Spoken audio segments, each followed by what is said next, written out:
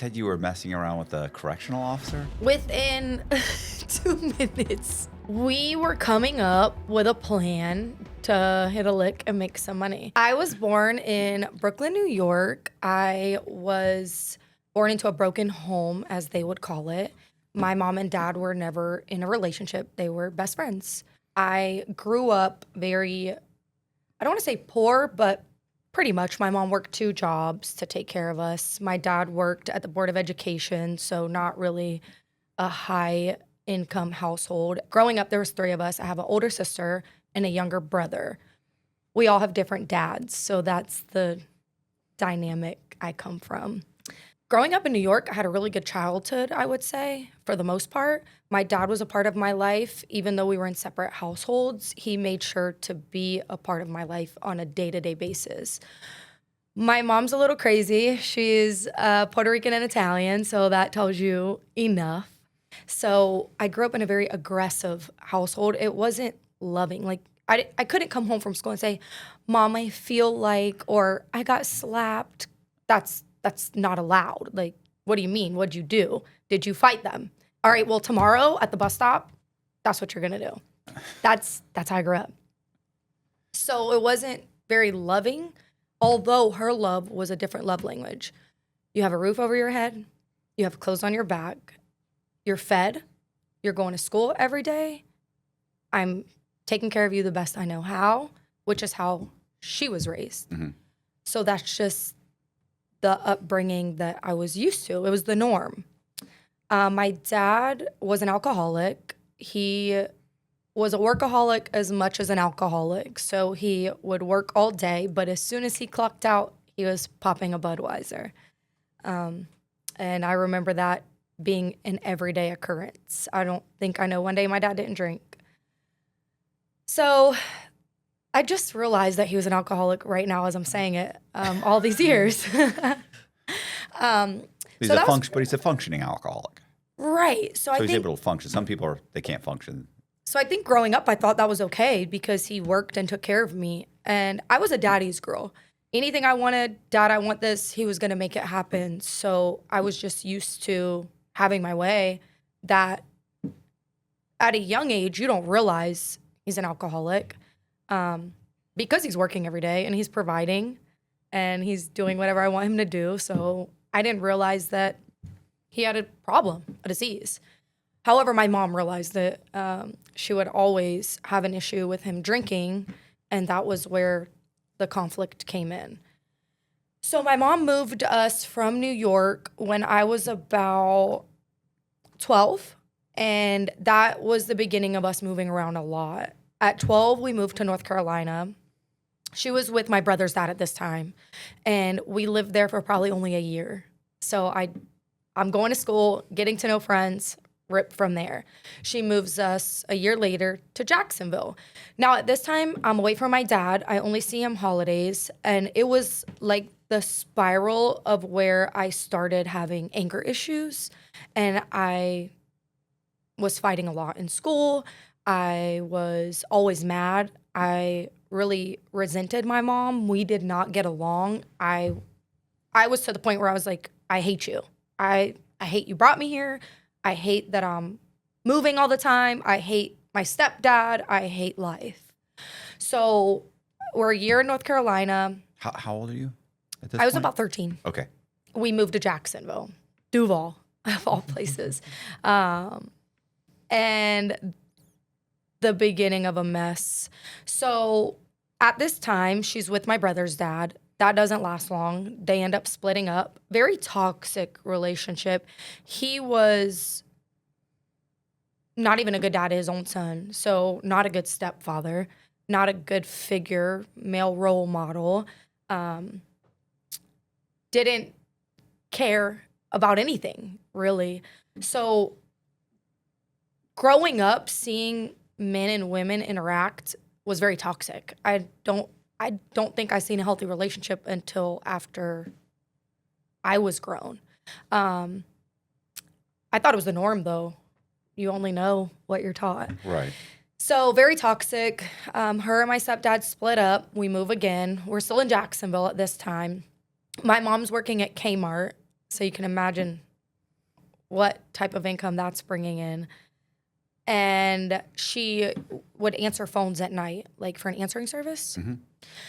So at 13, between me and my sister, my older sister, we're taking care of my little brother. We're cooking after school. We're cleaning the house. We're domesticated as much as we know how. And we're responsible for getting our school clothes out. There's no real childhood at that point. Once I hit 13, it was like, you have to grow up because I'm paying the bills. Right. I'm working.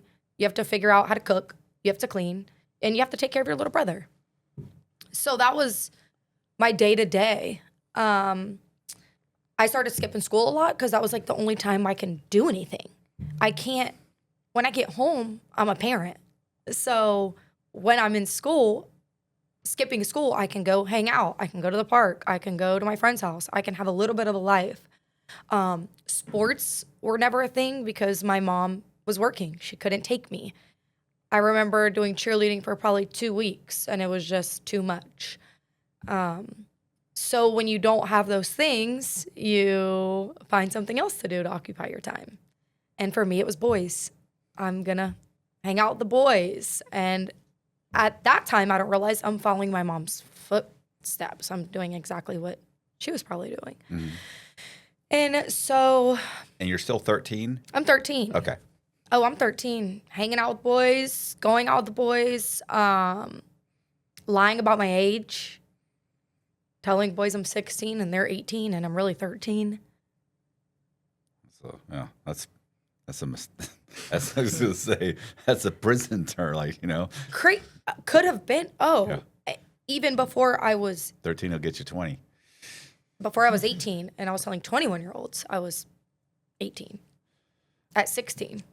So you're all right. So you're 13 years old, hanging out with the boys. Bad. Fighting all the time, skipping school. You name it. I was doing it. Really rocky relationship with my mom. My dad still, he would come to Florida, holidays, my birthday, whatever occasion, Christmas, and my mom and my But he's 650 miles away. So. He's 650 Right. miles away. Yeah. So how much influence can you have from over 600 You miles? can't, because every time you leave, I'm pissed again. I'm mad. I'm mad at my mom. I'm mad at the world. I don't have my dad, who worships the ground I walk on. I have my mom, who's kind of aggressive, trying to raise kids, trying to put food in the house. And so, yeah, I'm rebelling. I'm angry.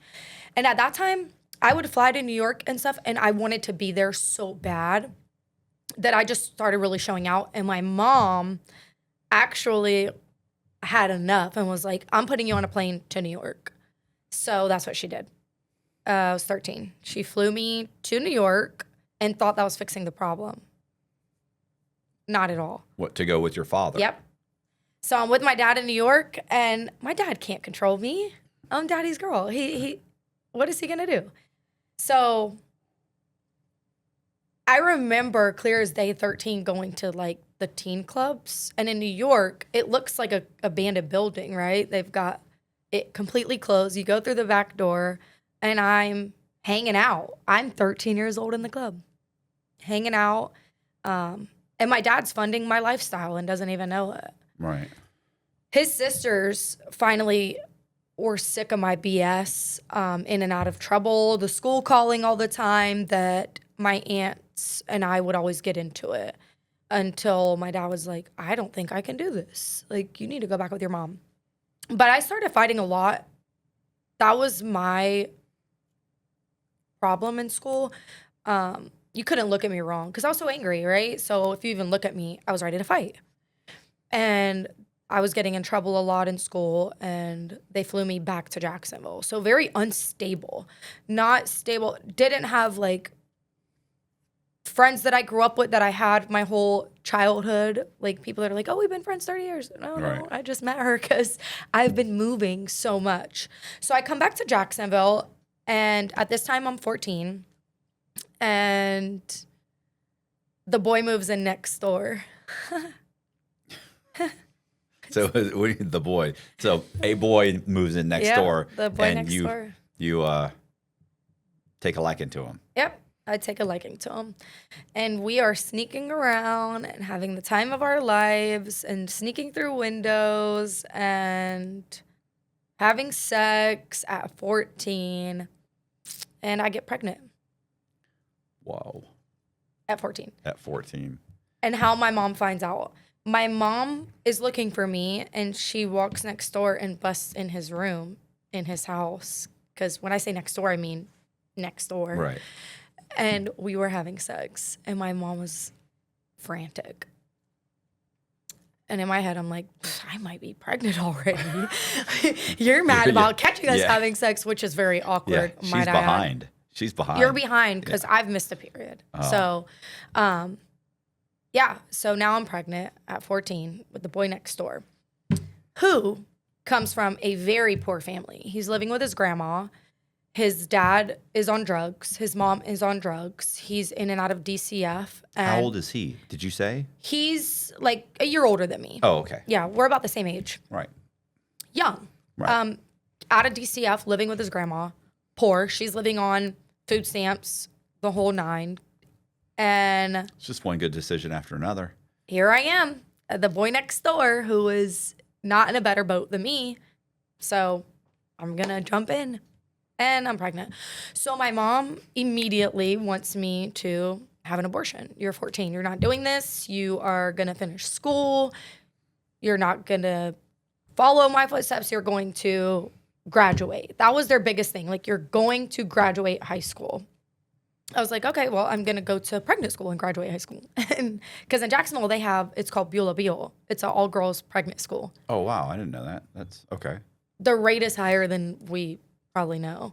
So my stepdad was against abortion. So he was like, no, we're going to support her. She's going to have this baby. And this went on for a couple weeks. You know, you don't just easily make a decision same day. And I decided to have the baby.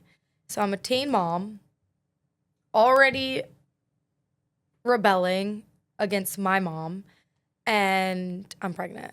And I'm having a baby with the poor boy next door. I know. So that's at 14. Now, let's talk about what it looks like being a teen mom and going to high school. Embarrassing. Low self-esteem. I'm battling. But all the other kids, all the other girls are pregnant too. Are they all pregnant, or is it? Or they've had a baby. Oh. Or they're pregnant. But before I can get into that school, because you still got to go to regular school. I still got to go to regular school. And when I do get into that school, I have to take the bus to my high school, get off the bus, get onto another bus to get to this school. So I'm still seeing people I was in middle school with, high school with. I can't get around it. But before I get in Beulah, I'm walking the halls, pregnant, teen mom, and everybody's whispering, of course, the pregnant girl. And that was just, like, I battled with depression by myself. I battled with low self-esteem, having no friends, not being involved. Am I going to see prom? Probably not. Am I going to be on the volleyball team? Probably not. Am I ever going to get to do anything a normal child does? No, or teen? It's over. It's over. I already grew up fast, having no choice, and now it's about to really escalate because I'm a mom. Where's the boyfriend? So the boyfriend was not in school. He was a dropout and living at his grandma's, so he's home while I'm trying to go to school. I'm pregnant. And so he started mowing. I was going to say, does he have a job? He starts mowing lawns. Ideal. And I guess we thought we were going to really make a life out of this with him mowing lawns and me having a brand new baby. Dumb. Just dumb. So, not knowing his complete lifestyle, because he didn't live next door long enough to really get to know him before we were dumb and having sex, he likes to rob people and he hits licks and that's what he does. Do we know what is his name? What's his name is Junior. Junior. Junior. His Nice. name is Junior. So Junior again, grew up, mom on drugs, dad on drugs, living with his grandma. Grandma doesn't take prescription properly. She's a mess. And you're in and out of DCF. Already went to juvie before. And you rob people. Mm-hmm. That's what he does. So I was introduced to a lifestyle. I fought and I got in trouble. I skipped school. But I never was introduced to like people robbing people. Right. What? You're not sticking up convenience stores. No. And I'm definitely not running in people's houses. And that's what he was doing. And my first encounter of knowing that this was real for him, I was babysitting somebody's baby in the neighborhood. And next thing I know, they're running to my house and they're like, do you have the baby? Can you keep her? And I'm like, what's going on? And they're like, somebody broke in my house. And I'm like, what? Same cul-de-sac. What? They're like, yeah, somebody broke in my house. And I'm like, what do you mean? They're like, yeah, they took all our jewelry. They took our computers. I'm like, oh my God, I have no idea. I'm traumatized. This is my neighborhood. And they call the cops and I'm over there with them. Like, you know, I didn't see anybody. I'm over here babysitting their kid, blah, blah, blah. Later on, comes back that it was Junior. Right. He knew I was babysitting their baby, so they weren't home. And was in their house. So he's a burglar. He's a burglar. Right. He's a stick-up. He will rob trains. He had map locations for where the trains were like picking up and would stop. And I would find all this out, not him just like, hey, this is what I do, but through situations like this. And one time he called me and it was really early in the morning and he's like, go next door to my grandma's. There's a whole bedroom set over there. And I'm like, what? He's like, yeah, I got Haley, which is my daughter now, a brand new bedroom set. It's like a $4,000 bedroom set for it. She was probably 1 at the time. And I'm like, where did you get this? Because it's not from mowing lawns. Right. And he's like, don't worry about it. Just take it. And I'm like, which of course I do. I'm like, all right, it's for my daughter. He got it off a train. I'm like, what? I mean, my daughter had a 52-inch screen TV, but at the time, I'm just like, he's providing, right? In my mind, he's providing for my daughter. Right. Stupid. So he hit licks. That's what he did for a living, and mowed lawns. And yeah, the hitting licks and mowing lawns. It's not. Does it not go hand in hand? Yeah, it's a real just juxtaposition there. It's while they're at your house, not a lot they're of peeping. Not a lot of gangsters out there mowing yards, and I wash cars and I shake Steal people. cars. Yeah, yeah. I wash cars and then I steal them. So what happens? I mean, how's this? I mean, you guys aren't living together. Are you still in a relationship? So is that what it's called at 14? Because I don't even know. I just don't know if that's what you call that. It was so toxic. It was weird. And he's still living in his Thinking back- grandmother's, and you're living with your mom. And she would kick him out every other day, right? So my mom would feel bad because I'm having his baby and he'd be on the couch and then Right. he'd be back over there and then he's on the couch and just very toxic. Gosh, that was crazy. That went on. I'm pregnant. I'm going to Beulah Beale school and my mom's helping me at this time and my stepdad. They're buying stuff. My dad was so mad at me that he wasn't talking to me for a couple months. He's like, my baby's having a baby. This is tragic, life-changing for him. And he was mad at me for a couple months. So my mom and my stepdad helped me a lot with providing because, I mean, let's be real. I'm in school. I have no job. Junior's doing whatever. I mean, it's a hit or miss. I might have a $4,000 bedroom set. I might have $0. Right. I could have formula or not. So my mom really helped me at that time with my stepdad take care of me and the baby. I'm living with my mom, which is also very toxic because we don't really get along at this time. And it's you telling me what to do, but now I'm grown in my mind. I'm pregnant, about to have a baby. I'm grown. So, Are you paying rent? no. Are you paying for your food? Nope. Are you paying for electric? Are you Nope. paying for your car, for Paying your nothing. medical I insurance? don't have a car. Nothing? I don't have Yeah, a car. you're not She's grown. taking me to the doctors. Yeah, you're not grown. Exactly. Yeah. Yeah. I've had this conversation. Don't tell me you're an adult. And you're paying nothing. Yeah. Well, that's how my mom probably felt then. Yeah. Girl, you're crazy is what you are. And she's basically now about to raise another child. And she's already working 2 jobs. And my stepdad's working. Man.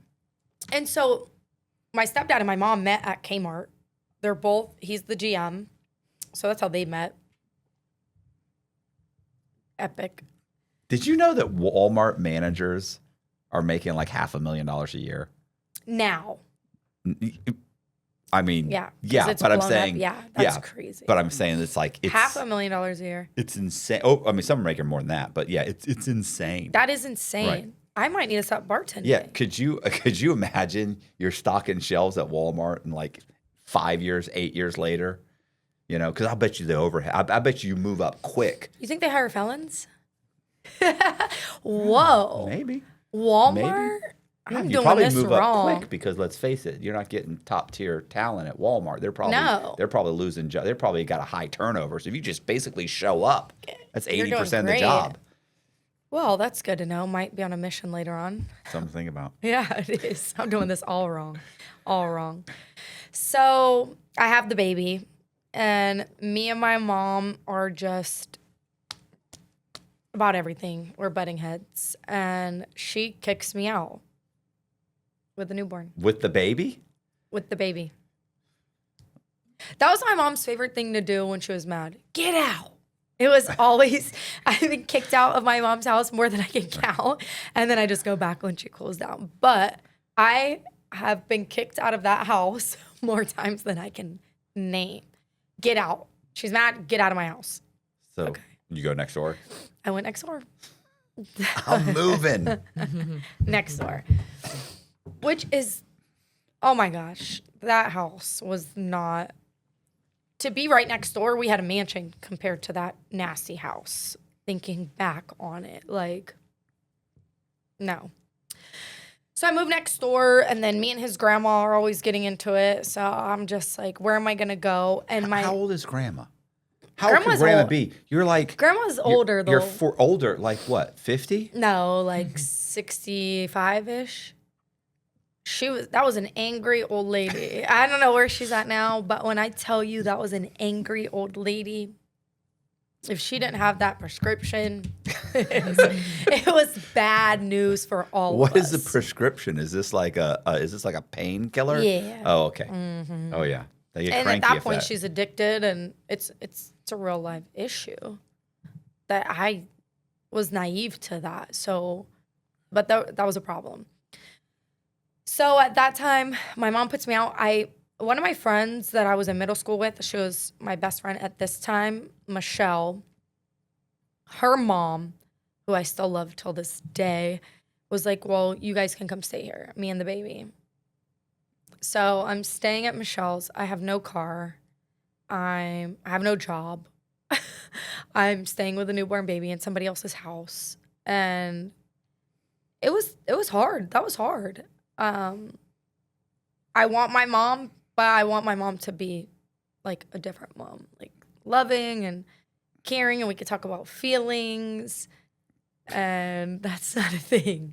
That wasn't a thing. I was like, are you good? You're good now? Okay. All right. Don't try me no more. All right. That was that. Move on. Suppress all of that until you blow up, pretty much is what we did. So I'm living at my friend's house, and I'm still going to school. Yeah, my ex-wife's Puerto Rican, so I hear you. I know I get it. Firecrackers. Yeah. She's just angry. And we'll scratch this part out because I like the wife. What? Yeah, she'll call me up every 2 or 3 weeks. She'll call, and I'll pick up. I'm like, hey, what's up? She's like, what? So you don't call me anymore? That you don't call? You don't want to know? Or at least you want to know about your son. You don't call? How do I know you're not dead? I'm like, what? Like, you're still, like, why are we talking at all? Sounds about right. You're just yelling at me for no, she misses yelling at me, I guess. I don't know. Yeah. That's fine. That's love language. But yeah. That's the love language. That's the screaming and hollering. Her poor husband. He's a trooper. You know, ex-Marine. You got to be an ex-Marine to deal with that. You got to be something strong. Yeah. Steel, because That's how my mom was. He's tough. He's doing time. He's doing time. You know? What's the number? Oh, there. No, there with her. In Are there. you kidding me? Pfft, I got out of after a few years. Actual time. I just said, take everything I have. I just want to get When you'll out. give up everything, just not to deal with it, Yeah. it's serious. It's serious. Yeah. Which Yeah. I understand. Anger. Anger. Yeah. I've never had that much anger. So coming from somebody that has that much anger and not knowing channeling, processing emotions, I have no knowledge of emotional intelligence, no knowledge of processing emotions. I was angry. Mm-hmm. And then you want to know why I'm angry. Why, when you scream at me, I scream back? Well, we're in a screaming match. This is normal. Right. You Why? don't have anything else to compare it to. I have no idea. I have no idea. And I want to say my mom is not a bad person. I need to put that out there because I love her dearly. Right. And she did what she knew how. This is how she was raised. She was in the streets. She was in the system. She did what she knew to do. It's not like she had a great upbringing and turned this way and then, no. She made sure we, again, had food in our mouth, clothes on our back. She did her best. Did we have trips to Disney? Absolutely not. Right. Not a thing. That was unheard of. We're not even talking about that. Did she make Christmas amazing? Absolutely, with what she had. Right. So it's just one of those things, again, that I know now she did her best with what she had. Mm-hmm. So, yeah, she did. Here I am. But yes, I was angry. So that's where the anger comes from. The Right. root of the anger was the household where everybody's just angry, where it was normal to cuss at the top of your lungs. Throw people out left and right. Oh, get your out. shit and get out. Get out. Which is why now, but I'm glad for that because now I would never tell my daughter to get out. Like, go in your room, shut the door, and leave me alone for a little while. And we don't do the whole screaming. We're gonna talk because it's a trigger for me. And sometimes I'm bartending and people start screaming. I'm like, I don't want to get up. Do you know I'm about to jump over this bar? But I have to leave that behind. But it does. It's a trigger. So growing up very angry, I'm in and out. I'm kicked out. I'm in the house. I'm kicked out. I'm in the house. You were living with your My friends? friend. Yeah, your friend's mom. Until that just didn't work. Like, I have a newborn baby. I'm not making money. I'm trying to raise a baby in your household to your rules. Like, my friends going out and doing things and I'm here and it just created it was hard. It was very hard. I'm 15 years old trying to do this. I have no clue what I'm doing. Even though I thought I knew everything, I had no clue. And so my sister, my older sister at the time, with her boyfriend, they have a house and there's a little studio attached to it. Because I knew that I needed to live by myself. Even though I'm 15, I can't live under somebody else's roof. I can't get along with my mom. I need to be by myself. Like, I need an area and space by myself. So my dad makes an agreement with my sister that he will pay her X amount of dollars for me to live in that studio. It has a bathroom, a kitchen, one big room, and then a closet area. What studio? Did you mention a studio? My sister's house. It's attached to my sister's house. Oh, okay. Okay. So my sister has a house. There's a little studio, and he's paying my sister to let me live there. Okay. So now it's me and my baby at the studio. Now I have free will at 15 with a newborn, and I'm hanging out. I bring the baby to my sister, and guys are my downfall. I mean, from the very beginning. And I'm hanging out, not really, looking back, not really having no goal anymore. Like, the goal, because in the beginning it was you graduate high school. Mm-hmm. Well, now I'm not going to school anymore. I'm just trying to take care of my kid.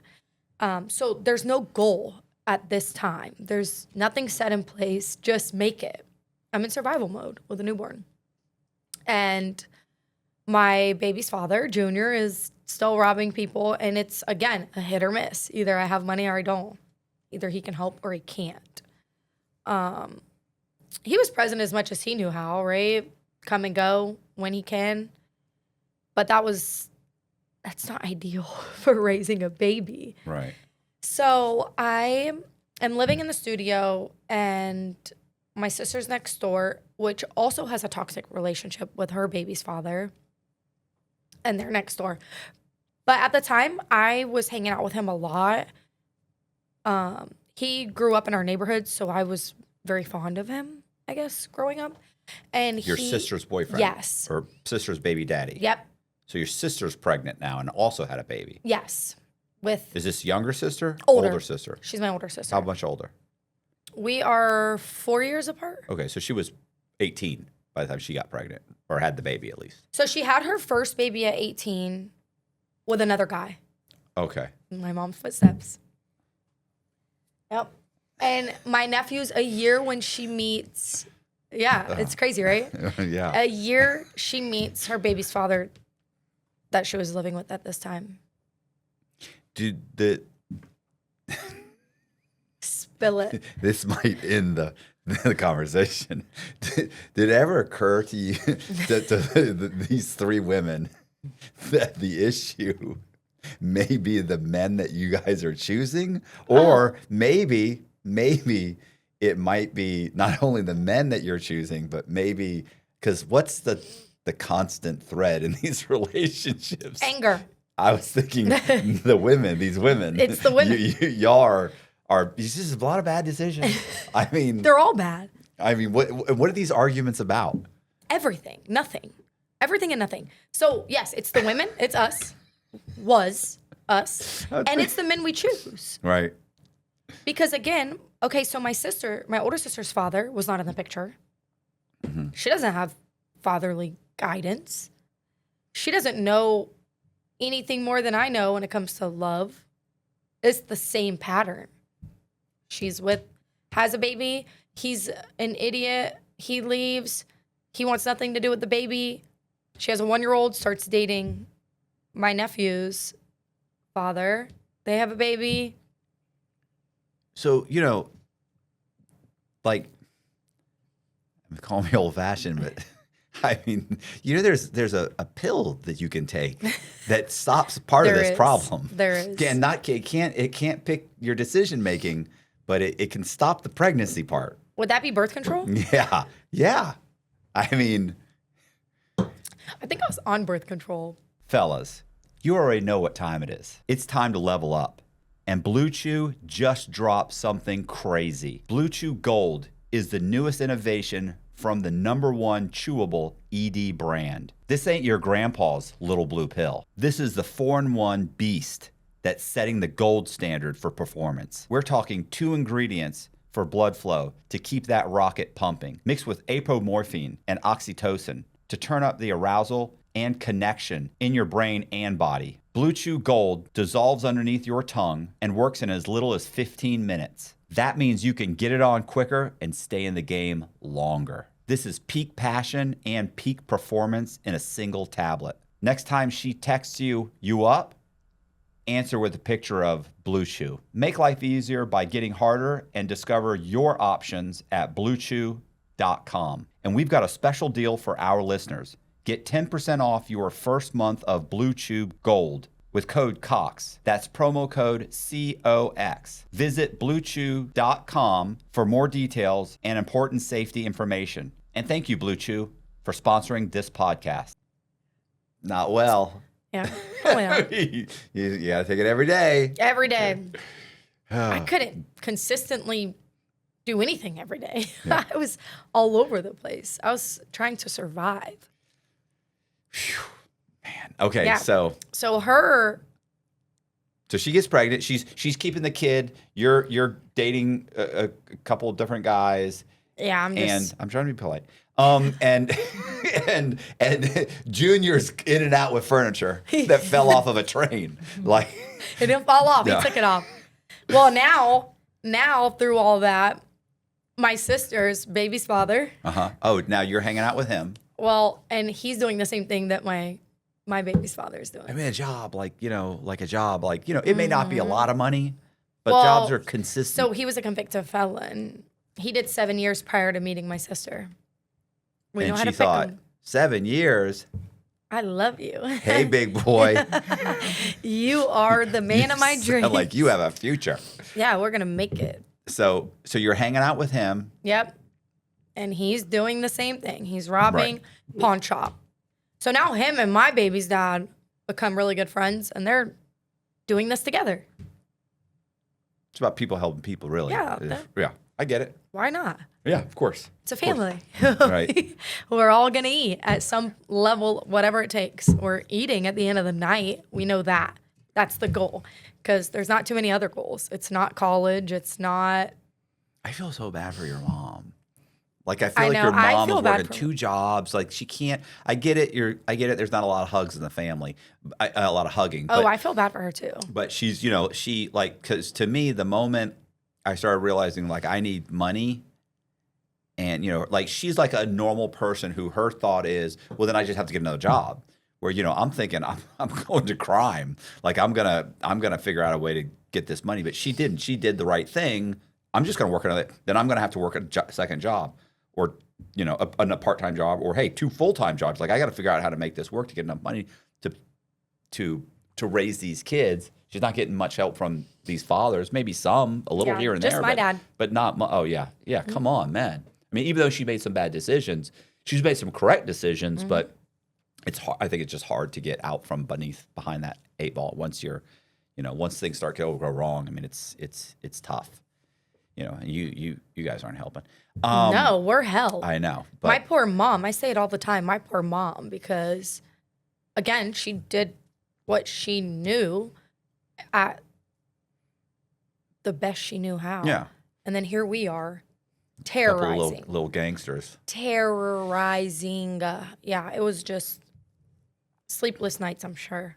So what do these guys come out with? Are you guys at least are you at least going in there with some plans for these 2 knuckleheads? Are you at least saying, listen, you guys need to start hitting banks? Like this burglary scheme, this is not working. Or we need to, you're not helping at all. You're just like, well, at this you guys time, are leaving. No. Like, you're at this time, no. I'm like,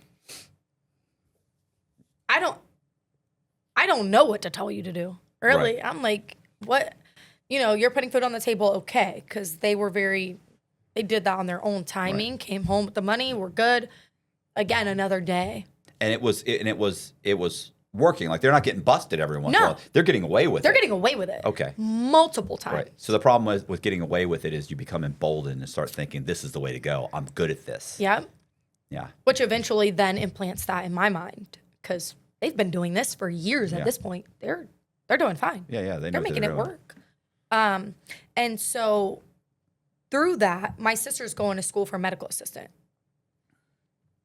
He's taking care of the kids at home and doing side jobs because, like, he fixed cars. He brought money in. Yeah. It wasn't a consistent everyday job, but he brought money in. Right. And helped pay the bills. But he did, like, side jobs, fixing cars, doing this, painting, fixing a house, whatever it was, little odds and end jobs. Being a convicted felon, I guess, really put a damper in his life. Won't mine, but in his. So at that time, I'm still living in the studio, and me and my sister don't really get along too much because she would fight with him and I would take his side. And it was like, that's my brother, but that's her baby's dad. But we just got close because I'm home, he's home, she's working, we have the kids, we're cooking, we're whatever. And he was like my big brother. So at this time, I'm like, yeah, no, you're wrong. You're the problem. And we used to just argue, same thing, arguing all the time about nothing. God, we had some anger issues. We needed therapy. That's what we needed. And that was also shunned upon in my household. Okay. Only freaks went to therapy. I understand. You do? Yeah, Okay. no, I get it. Okay, so that was not allowed. So there we are. Very toxic. Because this is working. This is working. We don't need outside help. This is working well. Yeah. We don't need somebody else to come in here. Crazy. My mom and my stepdad get married and they want to buy land. We lived in Jacksonville and they wanted to buy land in Middleburg. I don't know if you're familiar with that area, but it's more like out in the country, outside of Jacksonville, the hood. And she was like, well, you should come with us. Don't stay here. Like, you have no means. What are you going to do? You're going to live in that studio. Like, you can't come to us for help. We're going to be almost an hour away, 45, 50 minutes. And I'm like, I'm not moving there, but I want that house that you're moving out of because I want to be back in that neighborhood. That's where my friends are. I can leave my sister here with her crap. And this is where I want to be at. So what do? I call Daddy and I'm like, Dad, I want that house. And Mom's leaving it so we could pay the mortgage on it. So of course Dad tells my mom. So she owned the house? Yes. Oh, okay. Okay. Well, Nice. her and my stepdad. Yeah. Yeah. Which his dad left the house. To them? To them. Okay. So they're paying. So you're just taking over their mortgage. Yep. Is that reasonably priced, something you can afford? I can't afford nothing, but my Okay. dad can. I can't afford nothing. Right. I don't have a dollar. Right. I can't afford anything. Everything I had, my dad, I want clothes. Dad, I need a new bed. Dad, I want this. Dad, I want that. Western Union knew me by first and last name. I'm going to Western Union. All right, I'm going to Western Union. I'm going to Western Union. I survived off of him. I had nothing. Now, when he decides that, okay, I'm going to get this house for you and Haley so you guys can live here. You can get out of that studio, whatever. He bought me a car, a little Nissan Sentra, a little cute little whole. That car was, excuse my language, shit. And I thought I was riding around in a Benz. But my dad bought that car. So now I have transportation to go to work. So I start working at the Hilton downtown, which was a pretty good job. I worked in the restaurant, made tips. And so now at least I'm bringing some sort of income in because I have real bills to pay. Who's taking care of the baby? Daycare. So Okay. through being a teen mom, they will pay for daycare Oh, nice. if you're in school. So I dropped out of school, but if you enroll online, it's still considered you're in school. So that's what I did. And that's beating the system because I never went to school after that. But so they paid for daycare. Also, I had her dad. So when I got that house, her dad was next door again because he still lived with his grandma. So I had her dad. I had daycare. I had friends. I had a babysitter. But I started dating my now son's dad, who grew up in the neighborhood also. Another poor choice. And he moves in with me. And so now he's like watching Haley. He did work. He did have a job. He had a job at a glass shop. So I thought he was hot shit. He has a job. He has a car, more than I was used to. And he was working at a glass shop and he would help like take care of Haley when I worked nights and stuff. And then he also had a son. So his son and my daughter were 4 months apart. And he had custody of a son. So we would have them both. And that's where, that started that relationship with my son's dad. Sounds like that could be a good relationship. You think? It Could, sounds 'cause he like had you a job, he had a you car. both have jobs. You both have Okay. kids that you're in similar It situations. started off very well, as they all do. So I'm living there. My daughter's dad, Junior's next door, still doing his thing. At this time, he is in and out of trouble. And it's like petty stuff. So he'll go to jail, get out. Yeah. Real petty Be on stuff. probation. Stupid stuff. In a program, because you're still considered under 21, you're still like. The juvenile. Yeah. So he did a little program, whatever, got out. But still living the same lifestyle. And him and my sister's baby's dad, they're still hanging out. They're family, right? We're all family. Toxic. And I'm working, and fast forward, I get pregnant again which I have 2 kids, my daughter and then my son. So I get pregnant with my son. At this time, my son's dad is addicted to pills. I don't know the drug life, right?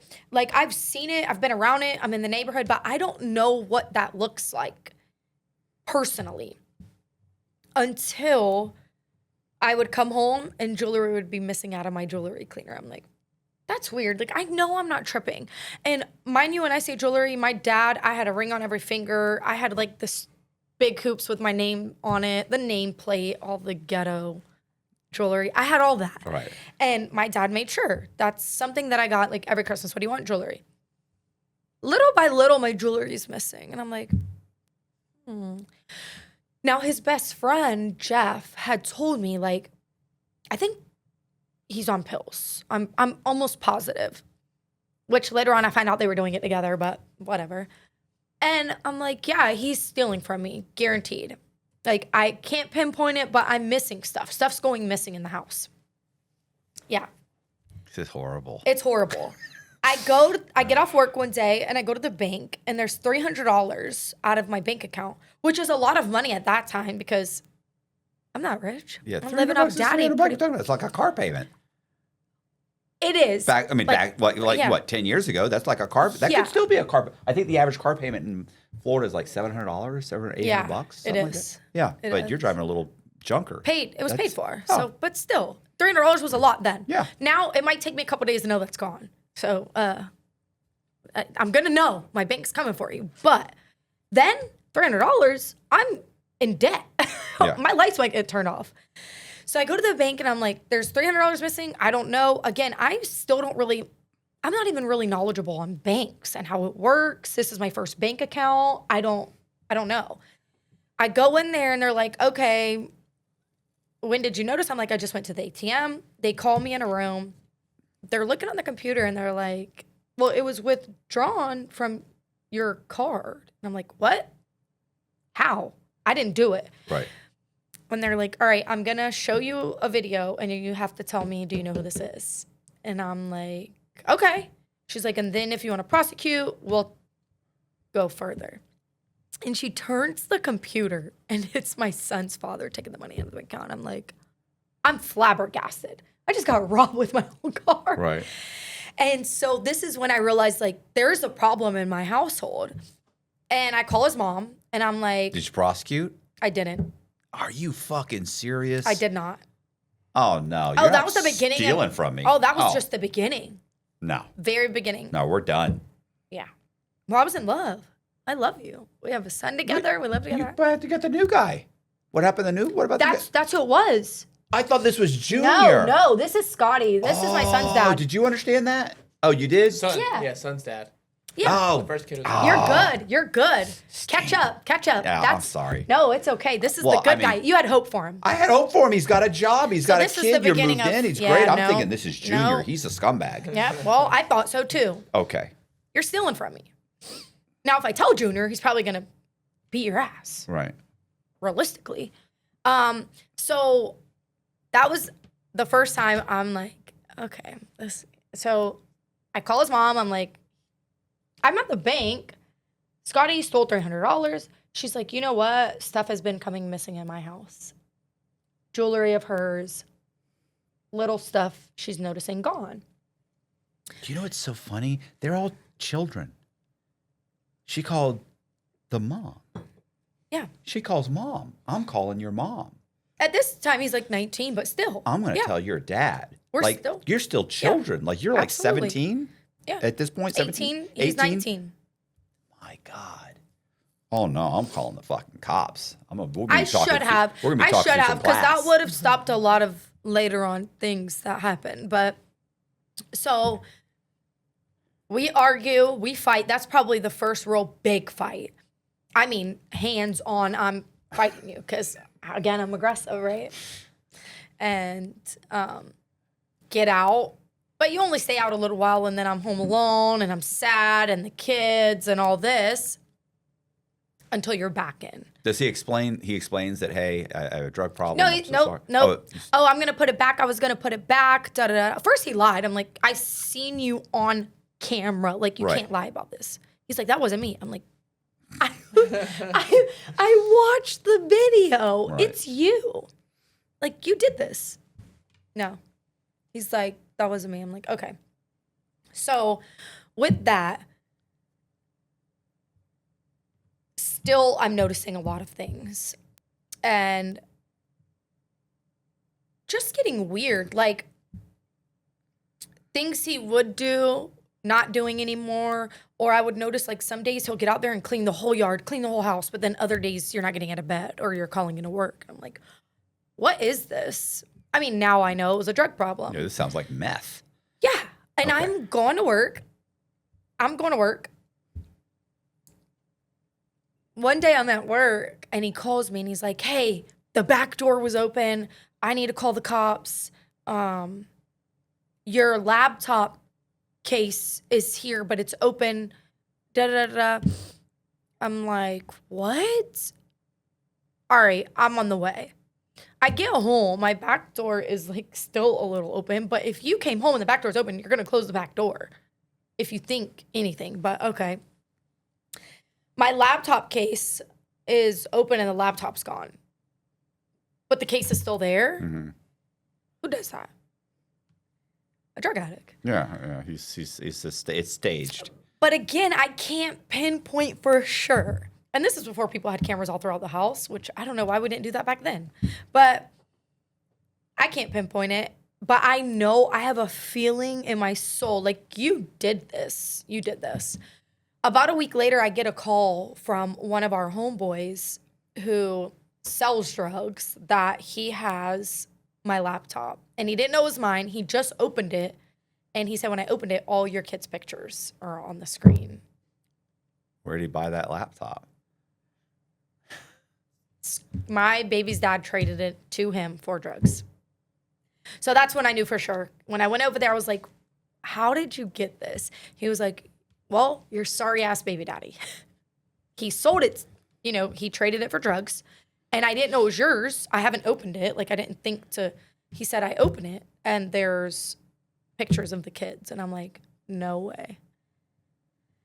So you would think I was done then, right? A long time ago, but yeah. Nope. So what do? We fight, we argue, get out of my house. And I'd have brought the laptop back, sat it on the fucking kitchen table, and said nothing.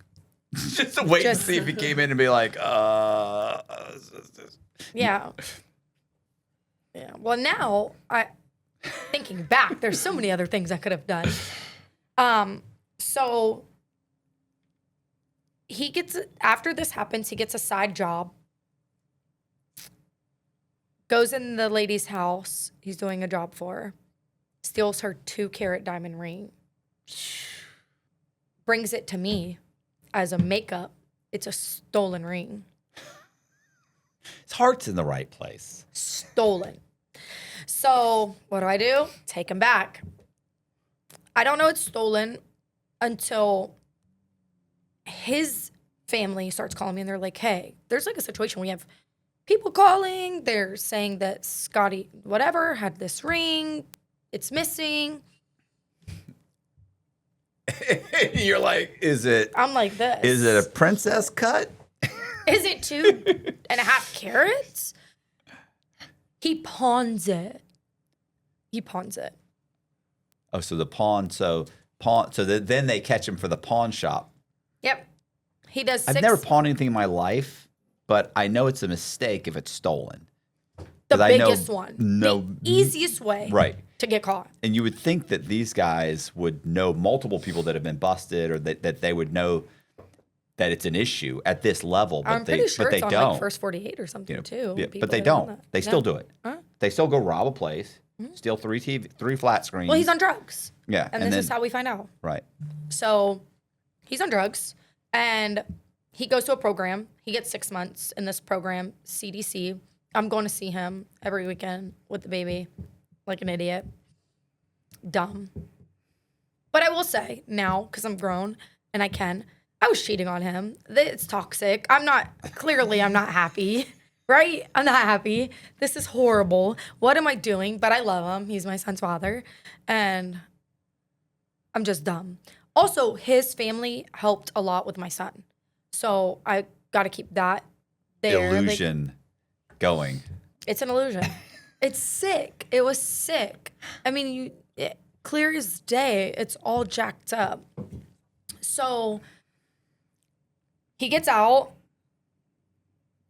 comes home, same toxic relationship. At this time, we talk about like he's on drugs, he's gonna get clean, and all these things that He's not going to do. no. So you're gonna go from one drug to what they give you as another drug to get off drugs, which then you're just nodding out because you're on this drug that is supposed to help you get off drugs, and it doesn't. What is it? It's a Suboxone, methadone. Oh, all of Suboxone. them. Oh yeah. They have they have methadone labs. Yeah. So that's what he was doing. So now you're dosing every day. And then you say you're done doing that, but then you're stealing money from me to go dose. So, yep. So that was the toxic relationship. This is a horrible story. It's horrible. This is my real life. This is getting better. It gets worse and worse. You're not learning. I'm not learning. Okay. Nope. Not learning. Surviving. Still trying to survive. And it doesn't get any better. Okay. For years. Years? Years. So many years. So he's still in and out, in and out, in and out. Well, in and out of my house. He doesn't Oh. go back to jail.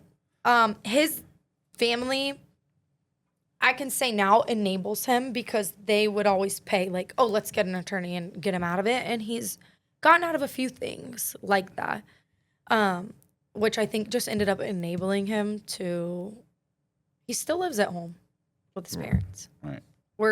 He's 38. Oh my God. Wow. Enabled. Enabled. So, yeah. Yep. Oh my God, I'm such a dick. know. I really want to say something. Not You not can. like your father is paying your rent and enabling your situation, but I mean yours is different. It's dumb. It's all dumb. Because I get it. I get it. And not only is my father paying my rent for another man to live under the roof Right. And not pay the rent and not and contribute anything completely- and steal from you. and steal from me and completely turn my life upside down to the point where one Christmas. Are you kind of keeping this from your father? Oh, yes. Oh, okay, yeah. 'cause Oh, for sure. Okay. Oh, we're living a great life. We're Yeah. good, except money. Money's tight. Of course, because I got to call my dad. Your poor dad. My poor dad. It's not funny because it really is my poor dad because he didn't know the half. I couldn't tell him that. All right. We're doing okay. Are we struggling? Yes. Money's not that good, but So what about one Christmas you were going to say, I'm sorry, I interrupted. no, you're fine. He stole from the kids, which is where I like lost it. Took the bikes out of the room and I guess pawned them, sold them. I still don't know till this day what happened to them. That was the line? And yes, that was the line for me. Okay. Finally, I know. That was, I mean, kind of the line because we were still talking. So that happens. I am working. I'm taking care of the house the best, again, that I know how. And around this time, my stepsister, her son, is having a birthday party.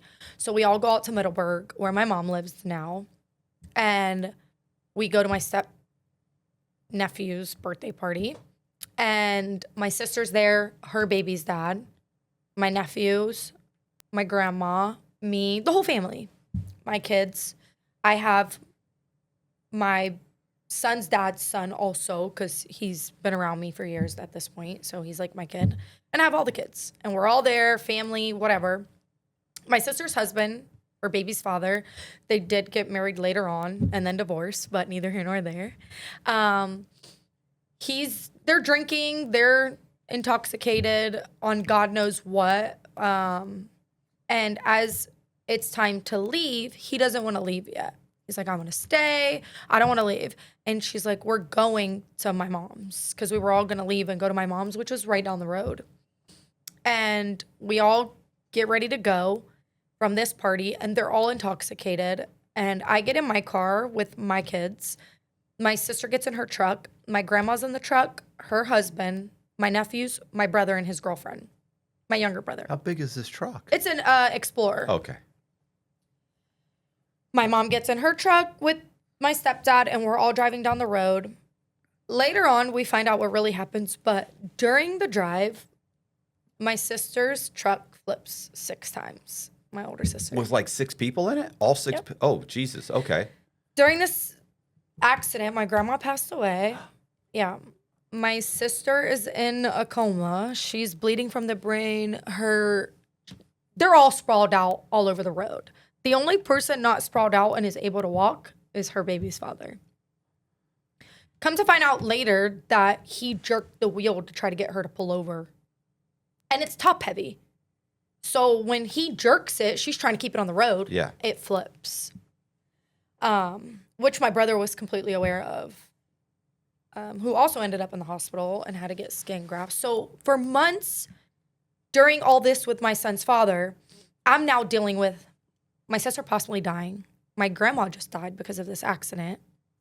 Somebody who I thought was my best friend caused it, right? My sister's baby's father, who I love, who's like my brother, just caused a massive transformation in my entire life.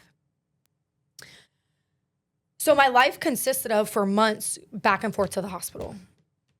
Right? Is my sister going to make it? Is she going to wake up? Mm-hmm. She has to go into this surgery, go into that surgery. My grandma's funeral. Battling with just all these different emotions I don't know what to do with.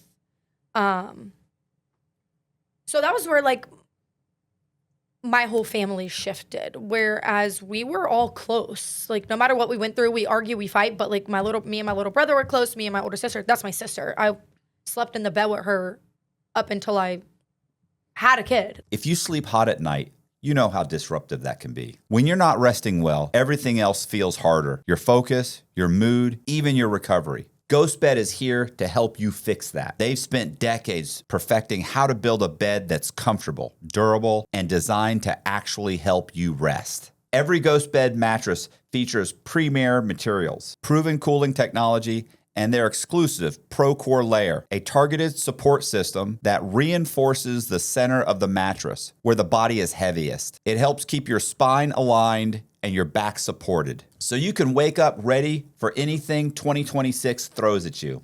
Each mattress comes with a 101 night sleep trial and a 20 to 25 year warranty, so you can try it risk-free, knowing it's built to last. Shipping is fast and free.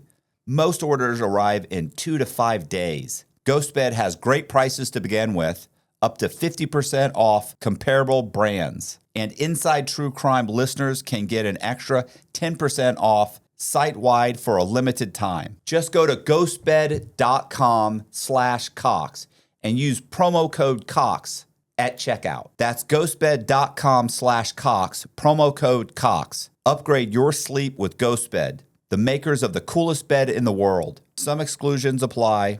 See site for details. Like, she was my best friend growing up. Because again, it was always just us. We moved so much. Right. We were all we had. And that was one thing my mom always said, like, you guys, at the end of it all, it's you guys. Like, you guys stick together. I don't care what happens. And now you're fighting for your life, and the cause of it is your husband. Right. Was he drunk, or? I mean, he was drunk. He was on pills. Okay. He was completely tore up. When they were leaving, he kept saying, like, I don't want to leave yet. I don't want to leave yet. Then he was like, all right, let me drive. And she was like, no, you're not driving. Get in the truck. Right. Just get in the truck. So he was already upset when they left. You know what's interesting? I don't know if you know this, is that, you ever notice, like, drunk drivers, a lot of times they'll get into a car accident and they'll kill, like, the other family or something, and they're okay. Fine. And it's because their reaction time is so slow that they just kind of go along with the crash instead of bracing themselves. Like, they survive because they're drunk. It's ridiculous. It's because they're... I wanted to...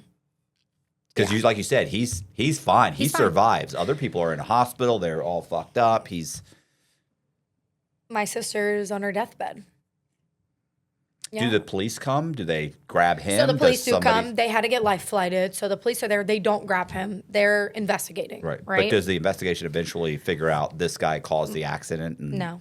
No? So everybody kind of keeps their mouth shut and never says anything? Well, the two people that could say something was my younger brother.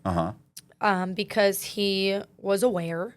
Even though he went to the hospital, he was aware. My sister was in a coma. Yeah. And then his little girlfriend, she broke ribs, but she was also aware.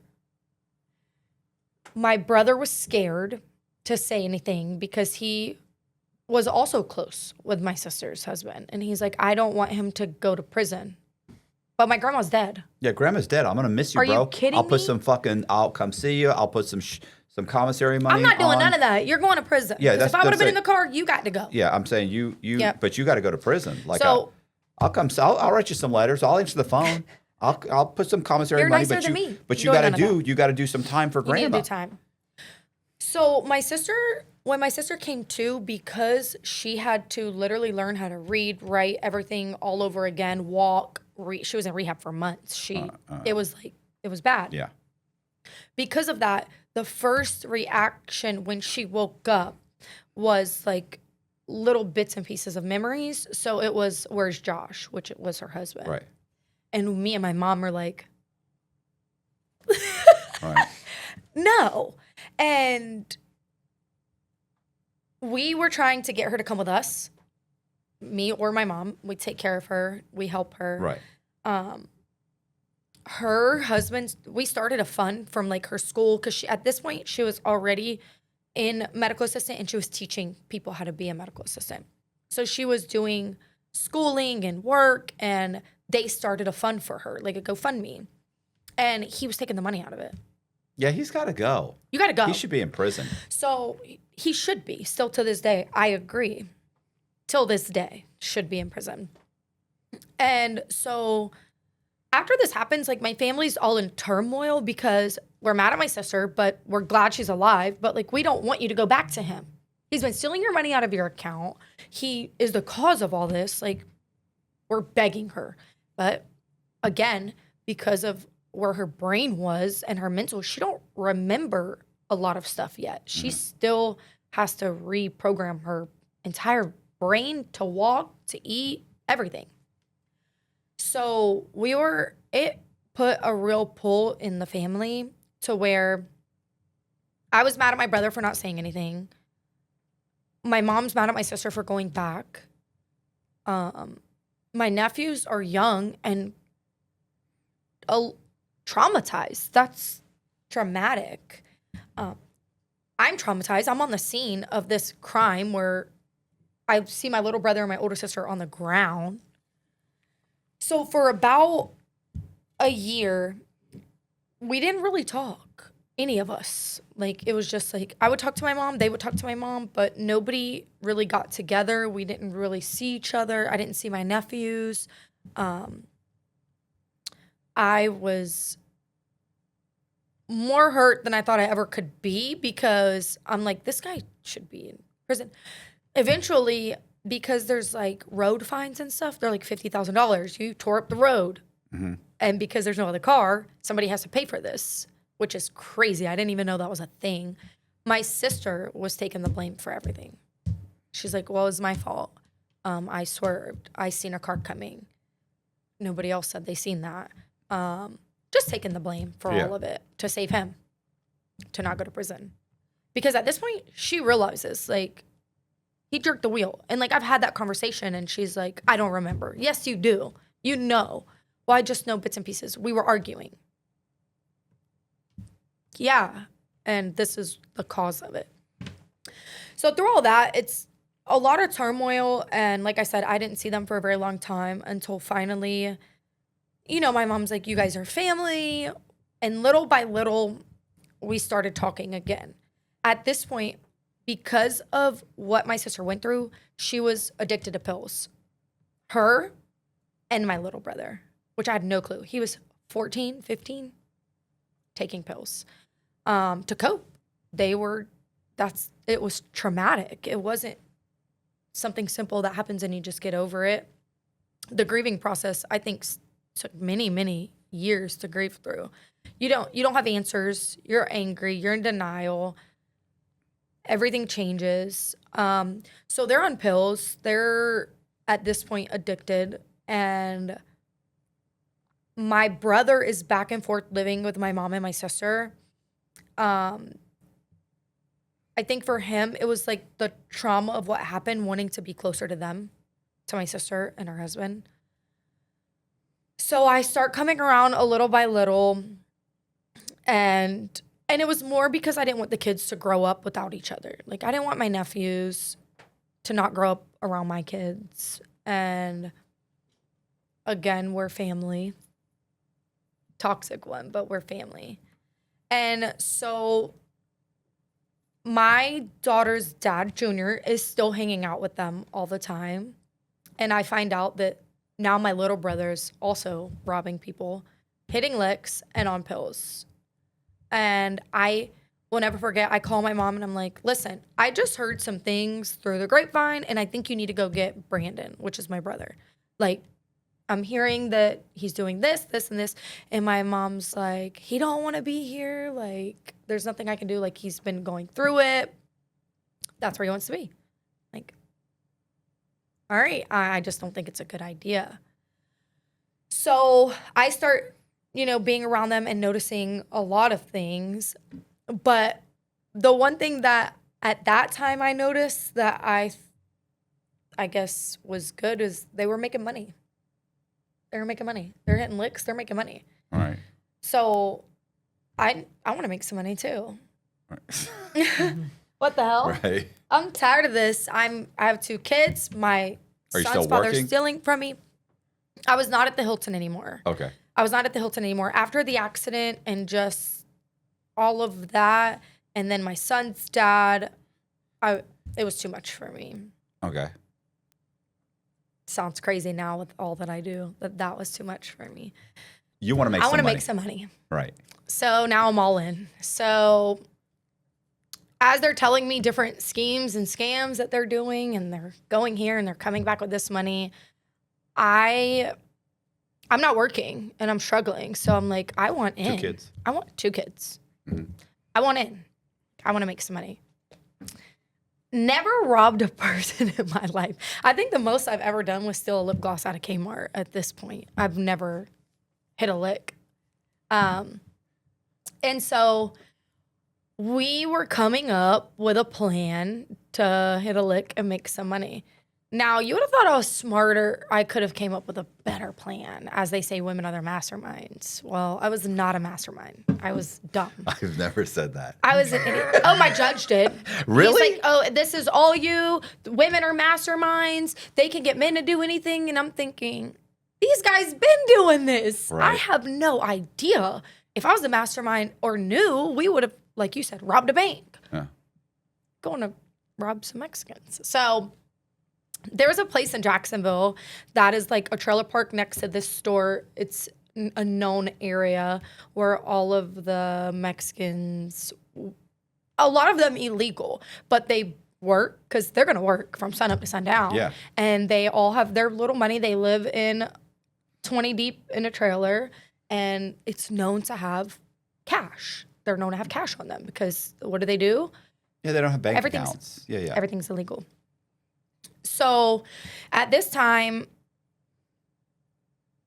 my Junior had a scheme that he had this lick that was like all this money, jewelry, and it fell through. So the night that we were planning to go hit that lick, we're like, well, now what? Now what? What do we do? Because that fell through and we're ready. Like, my sister's got the kids. We're ready to go. We're ready to go. We're like suited and booted, ready to go. You got the babysitter. I got the babysitter to We hit gotta the go rob lick. somebody. I got a babysitter. The lick was already mapped out. He's got all this money, jewelry, the spot. Went to meet, fell through. We can't do that. Now what do we do? Well, dumb and dumber, because that's what we were. Me, my brother, and Junior were riding around, and we were like, all right, we're going to go look at this spot that I was telling you about in the trailer park. And it's by the S&G in Jacksonville, and it's a known spot. So if you say that to somebody that's from there, they know exactly where that's at. Riding around, we see this guy come out the store with money, and he's crossing over into the trailer park, and we're like, this is it. We're gonna take his money. We have no idea. This guy could have $5 or $500. We don't know. Not a clue. And as dumb as it is thinking back on it, I could have just called my dad for $500, right? Like, what are we doing? So I think it was more the thrill knowing that, again, they'd been getting away with this for so long, robbing people. Really quick, rewind. One time Junior robbed his friend, had no idea. He had the key to his house to watch his dog. Next thing you know, the guy's calling all of us and he's like, somebody broke in my house, but there's no like trace. My TV's gone. Well, there's one person that has your key, you idiot. Right. But that's his friend. So he's like, Junior, do you know like anybody that would, and he sold drugs and stuff. So he's like, do you know anybody that would want to come in here? The whole time it was Junior. I'm like, you're an idiot. It's your friend that has your key that went in your house and took your TV. Like, so just knowing all the times that they've done this, I think it was like the thrill of they've been doing this and getting away with it and they're making money. Like, I can do this too. Yeah, who wouldn't believe that their baby's daddy came in and sold their laptop? Such an idiot. But, you live and you learn. I hear you. And I'm here now, and he's still living at home with his mom. So there it is. With that, not throwing shots, but with that, actually, yes, I am, and it's fine. With that, we decide to go to the trailer park as the guy's crossing the street, and my Junior gets out the truck, puts the gun to him, and tries to take his money. Well, the guy starts running backwards, and I guess initially, since he's running, what are you going to do? How are you going to stop him from running? Chase him? Shoot him? Yeah, okay. Wasn't my first thought. I'm trying to not shoot. You've changed your criminal thinking, I see. He shot him right here in the arm. Shot the guy. Now, this is where it's all dumb, but my brother gets out of the back seat and discharges his gun in the air. But why? But why? It's like the OK Corral. It's like the Wild Wild West. Like that's what it was like. No, yeah, and then me freaking out. Like, what is happening? This went bad. We're supposed to just get the money. We were supposed to get the money and go. Right. This was not supposed to happen. So, does the guy hit the ground, or does he keep running? It's still like a blur. Like, I just see the guy standing there. I never seen the guy hit the ground. I never seen like blood. I don't recall exactly at that moment what happened. I'm just screaming, let's go. Right. Like, we got to get out of here. That I'm smart enough about. We got to go. Except the neighbor wrote down my tag. So we leave. I'm freaking out. Where are we going to go? What do we do? What do we do now? Well, what happened to the guy? Did the guy keep running? Did he fall down? He was just there. He didn't run. He didn't fall. Shot in the arm. Later. You guys, everybody immediately turns and jumps, goes in the car, and the car takes off. Gone. What do you do? You can't stay there. The neighbors are coming out. You're in a trailer park. There's people right across from a store with a light. It's not like you're on a dirt road where there's nobody sees anything. Everybody's seeing everything. I mean, they got my tag like this. Right. So we go to my sister's house. Get rid of everything. Get rid of the guns. Take your clothes off. All this. I get in my truck and leave. Within 2 minutes, helicopters and police are everywhere. Everywhere. I don't know if I thought, mind you, they never got caught before. The one time, right, I'm going to go make some money. Here we are. So I immediately jump out of my truck. I guess I thought I could run. I don't know. You see the movies. I watch too many movies. And I'm like, I'm going to run. And I start running. And next thing you know, I was on my neck and in the back of a police car. On your neck? Yeah. What does that mean? They caught me. Okay. They banned me. Okay. On the ground. All right. put me in the police car, and I hear on the radio they're looking for 2 other people. And they're like asking me questions. And at this time, I'm not saying anything. And I'm like being young and dumb. And I'm like, F you. I don't care. Like, leave me alone. Like, whatever. You know, just talking shit, being stupid, making this worse than it needs to be. And they're like, you're going to jail for murder. I'm like, murder? No. This can't be right. Like, this can't. The guy was standing up. I see no blood. Like, this can't be right. Because at that time, I didn't know the guy got shot because he was standing there. So I'm like, I knew he shot the gun at him, but I wasn't 100% sure, like I said, what happened. They got on the truck and we left. I didn't get out to examine or see if the guy was on the floor, if the guy was standing up. Is he okay? Is he shot? Is he not shot? Let's flee. So they tell me I'm going down to booking for murder. And they know that there's 2 other suspects. Am I going to tell them where they are? And I'm like, no. Well, I hear on the radio that they had already got to my sister's house. Now, at my sister's house, my kids are there. My sister's kids are there. Her husband's there. And my daughter's dad is there. And they're all on the ground. Later on, I find out, you know, they went right in the house, put everybody on the ground, even my kids. And got Junior. My brother left with his friends and was in a car, and they were right down the street, so they also got him.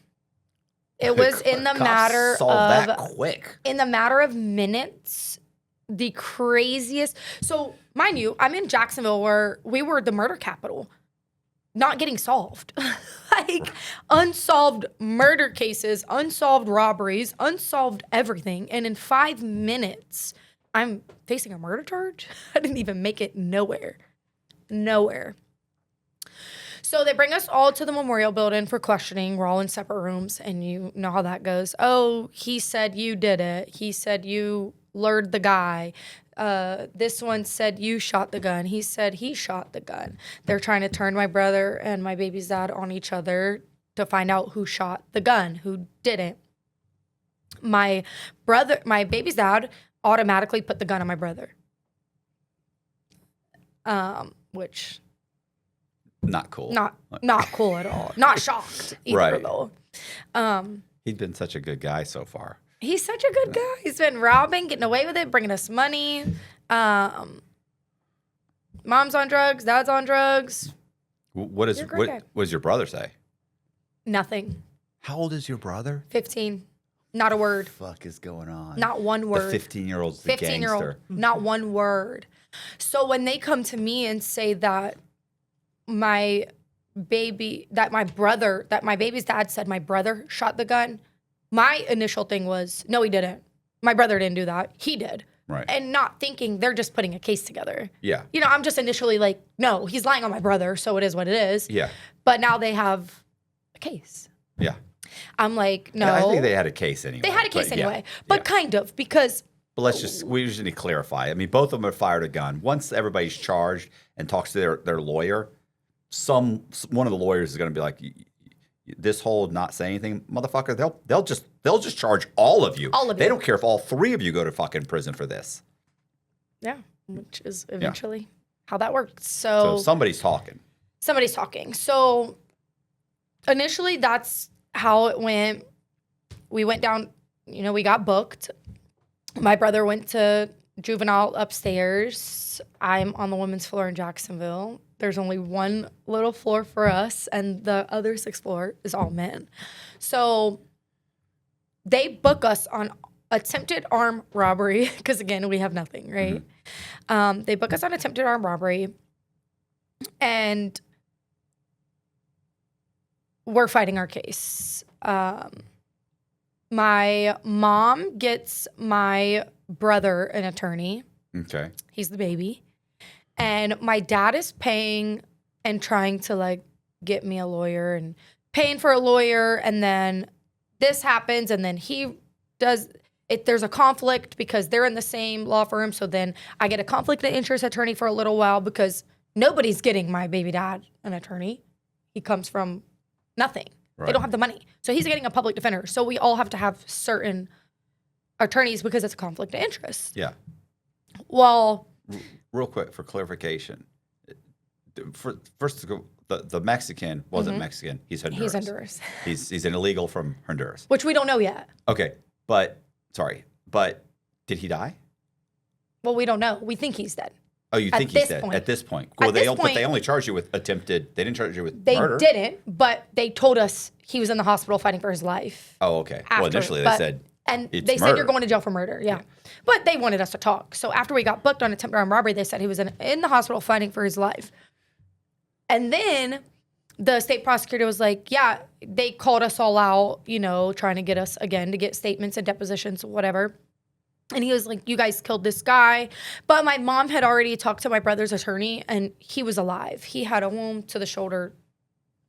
Not to downplay it, but nothing major. He wasn't. Yeah. He was fine. Yeah. Plus, you guys are all praying for him to pull through because at this point, I'm praying. I'm on my knees. Are you fucking kidding me? These guys been doing this. They never get in trouble. Here I am facing a murder charge. The one time my dumbass is like, yeah, let's go. I want to make some money. Well, people don't. Also, to clarify, is that if you're one of those people that show up and someone dies during a robbery, everybody's responsible for it. Everybody. Doesn't matter if no, I was just driving. They got out. They went 7 houses away, kicked in a door, shot someone by accident, and then they came back and got in the car. Nobody was supposed to get hurt. It doesn't matter. Unless you call the police and say, I did not know this was going on. I was with them, but this is what it turned into. Can you please come here now? Yeah. That's the only way. Yeah. Nobody's doing that in panic. Yeah. No, you're still hoping. Now I will. Don't do it. Don't. You're going down. Loud and clear for everybody. You are going down. Don't. I don't even want to talk about crime. Unless it's past tense and you went to prison for it already and did your time, because I still steer clear. So at this time, we're not sure if he's dead, alive, in the hospital, going to make it. My mom clarifies that he is okay. So we are fighting our case. Mind you, when I got booked, they give you like the bologna bag, the brown bag. And I'm like, I don't need that. I'll be gone tomorrow. I'm leaving in the morning. I'm bonding out. Not happening. Not a murder? No? We'll see you in 6 months to go back to court. Oh. Ooh. What? 6 months? I'm sitting here in the county for 6 months before I go to court? Give me that bologna. Give me that bag. Can I get my Can I get my bag back? Actually, can I get double bologna, please? 6 months. That's the least time. I ended up actually sitting in the county for 3.5 years. Wow. Which was the actual hard time. Yeah, because the county sucks compared to Oh jail. my. And then, this is 2009. So the county we didn't have tablets. That wasn't a thing back then. Yeah. We didn't have TVs. We had nothing. You had spades. I'm a master spades player. Give me a deck of cards. I'm in there. That's it. No, what is it? MP3 player? No, we had none of that. We didn't even have radios. Yeah, we got MP3 players in 2000, I want to say maybe 11 or 12. Yeah, I think it was in 11. Federal prison. We started getting them. Boy, I used to That tell makes everybody it. that shaved 30% off my time. For sure. For sure. They're like, how do you know every word to every song you sing? I'm like, oh, that's all I had. Because once I got to prison, they had MP3 players. But at this time, nothing. I have a little window. I could see downtown Duval, and you get one visit a week through a glass.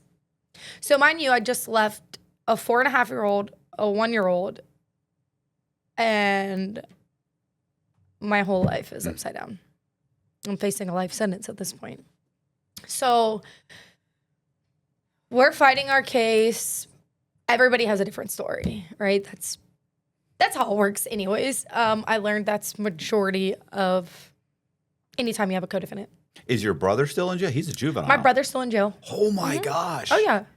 Oh, he's fighting his case just like us. Same case. Okay. He's upstairs. Now, I will say this. Because he had advantage being a juvenile, even though it was rough in the county, they had classes, programming. He was able to complete a lot in the juvenile pod versus us. Like, the only thing we had was GED. Right. So when he went to court, all the things he was able to do in the county looked good on him. Right. Versus me, I'm still a rebel. I'm talking in the toilet to the boys, passing time. They're catching notes through our mail. That's Taking it. We could plunge it like this, and it was down. And that was my pastime. But also, those letters that the mail lady would catch would go to court, which I didn't know. They were in my file. So my judge was like, well, you haven't changed. You're over here talking to the boys in the toilet, going to confinement. So I'm sitting in county for a year. It was about a year. And I get called to the chaplain. And they tell me that my dad passed away. Oh, man. Yeah. Oh, that sucks. So I'm facing, I don't know how much time. There's no number on the table. Could Was be he life, sick? could be. Did you know Nope. he was was Nothing. this just a heart attack? Yep. Oh, how old was he? 51? Oh yeah, you have no idea that's coming. No idea. No idea. Okay. Sorry. None. So they call me down there and I lost my mind. And so at this point I have nothing to live for. I don't have my kids. I'm not raising my kids. And my dad just died. He's my only lifeline out there. I mean, I have my mom, but my mom's mad at me because she thinks that I can save my brother because he's 15. I'm 19 at the time. And Save your brother in yeah, what like way? I need to take the charge. I need to You free take the him. charge. But like, The other guy shot the fucking guy. and Your he- brother and he discharged a gun. Right. Your brother and your brother need to say what really happened, which was this guy fucking shot the guy. Well, and My also, baby daddy shot him. no, if you would have listened to me, my brother wouldn't even have been at my sister's. So let's just go back to that because I tried to tell you what he was getting into. Was it right that I joined? Absolutely not. But I tried to warn you he was in some shit. So she's not the happiest with me, but she answers my call. She has my daughter. My son is with his dad and his nana and papa, which is my baby's dad's mom and dad, where he still lives. And so my dad dies. I go through it. Like that was the first time that I really was or ever thought of self-harm. Because up until then, I've been through plenty of things. Life wasn't peaches and cream for me. I didn't have a silver spoon. But even through all of that, I just remained living, smiling, laughing, making the best of every day that I could. But after my dad died, that was like, this is it. Like, I don't want to live anymore. So I'd play myself in the county jail. And both of my bunkies went to the P farm that morning, which is another jail. If you have a lesser bond and lesser charges, you go there. And I had the cell to myself, and it was floor crew, and I had it all planned out and everything.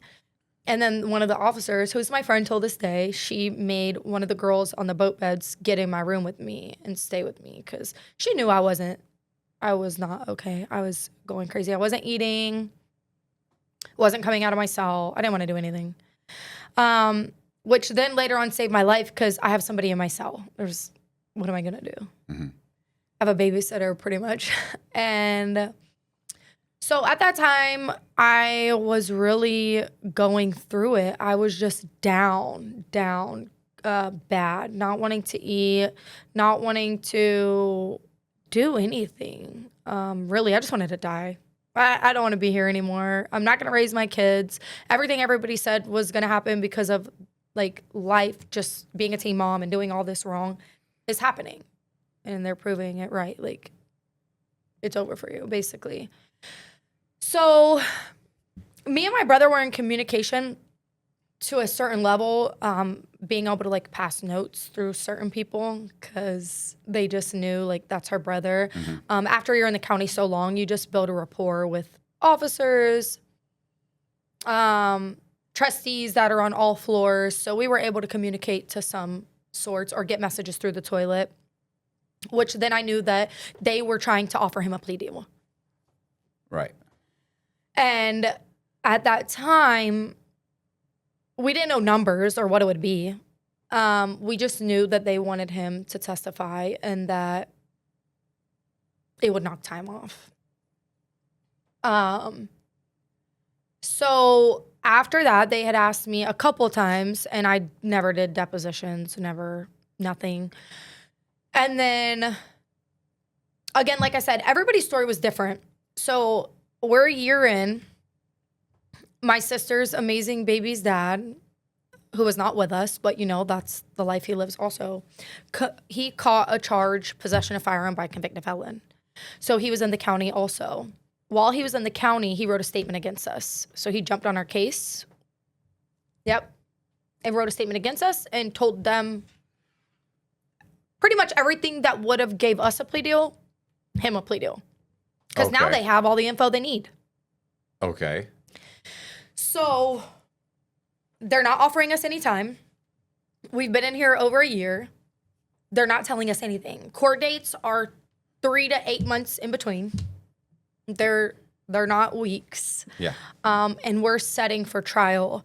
So during this, we find out that my victim is illegally here. My state attorney brought his wife from Honduras, and they legalized him. Oh, okay. Just so that he can testify. Write a statement because he couldn't pinpoint anybody. He could not pinpoint a soul. He said it was dark. He doesn't speak English. They were like, we got your translator. He didn't want nothing to do with any of it because he had been sending money to his wife, I'm sure. Right. Being illegally here, and she's there. They bring his wife over. They legalize him. Well, with that, my baby's father had grounds for a pretty good trial because this that's guy illegal. can't even. That's illegal, and that's all illegal. You can't do that. Right. Well, it's almost like a bribe. And again, had Trump been in now, like realistically, that would not have He'd be happened. back in Honduras. And I am not a fan of what he's doing. I want to put that out there. Not at all, because I have a friend who is going through a very tough situation with that. However, when it comes to this situation, However, when it benefits me, I want that dude back in Honduras. He never should have been here. And if you don't send him back, I don't care. Keep him here. But Don't bribe him with citizenship. and this is not a crime. Is that what you're saying? Yeah. I'm assuming that's what you're saying. Yeah. They're bribing him. You did bribe him. He Okay. did not want to come to court. He was not writing a statement, which means that in trial, we don't have a victim. Right. So now. We win. But now he's willing to. Oh, yeah. Hell yeah. Oh, yeah. My wife's coming. So trial was out for all parties. Trial was out. It's Right. off the table. My brother is working with Beyond Scared Straight program from inside. So the state loves him. He's changing lives. He already changed his life. He's doing all the good things, and he's in programs, and he's the youngest one. And it's got to be our fault because he's youngest. And so that's pretty much where we were at for years. It was just court, pass. I'm in confinement, going to court in shackles and my orange or red jumpsuit, whichever one. And, I'm still battling anger. Now my dad's dead. I care about nothing. I don't care about life. Like, nothing matters. I don't care. I don't care what the judge says. I don't care what the state is saying. I'm living in a blur, and I don't care. Had I known now how serious, not the crime, because I knew how serious that was, or how serious they were taking it, but if I knew now that the things I was doing in the county were going to be held against me at sentencing, I would have handled things different. Because all of the things that they brought up were fighting in the county, CCs, DRs, which are disciplinary reports for getting in trouble. I got an add-on charge for violating jailhouse rules because I had so many DRs for fighting, talking in the toilet, the mail they got, all these things that, again, are held against you. You're not changing if you're doing it in here. What are these letters that you're sending? They're just letters, just like regular letters, but I can't. Hey, how you doing? Yeah.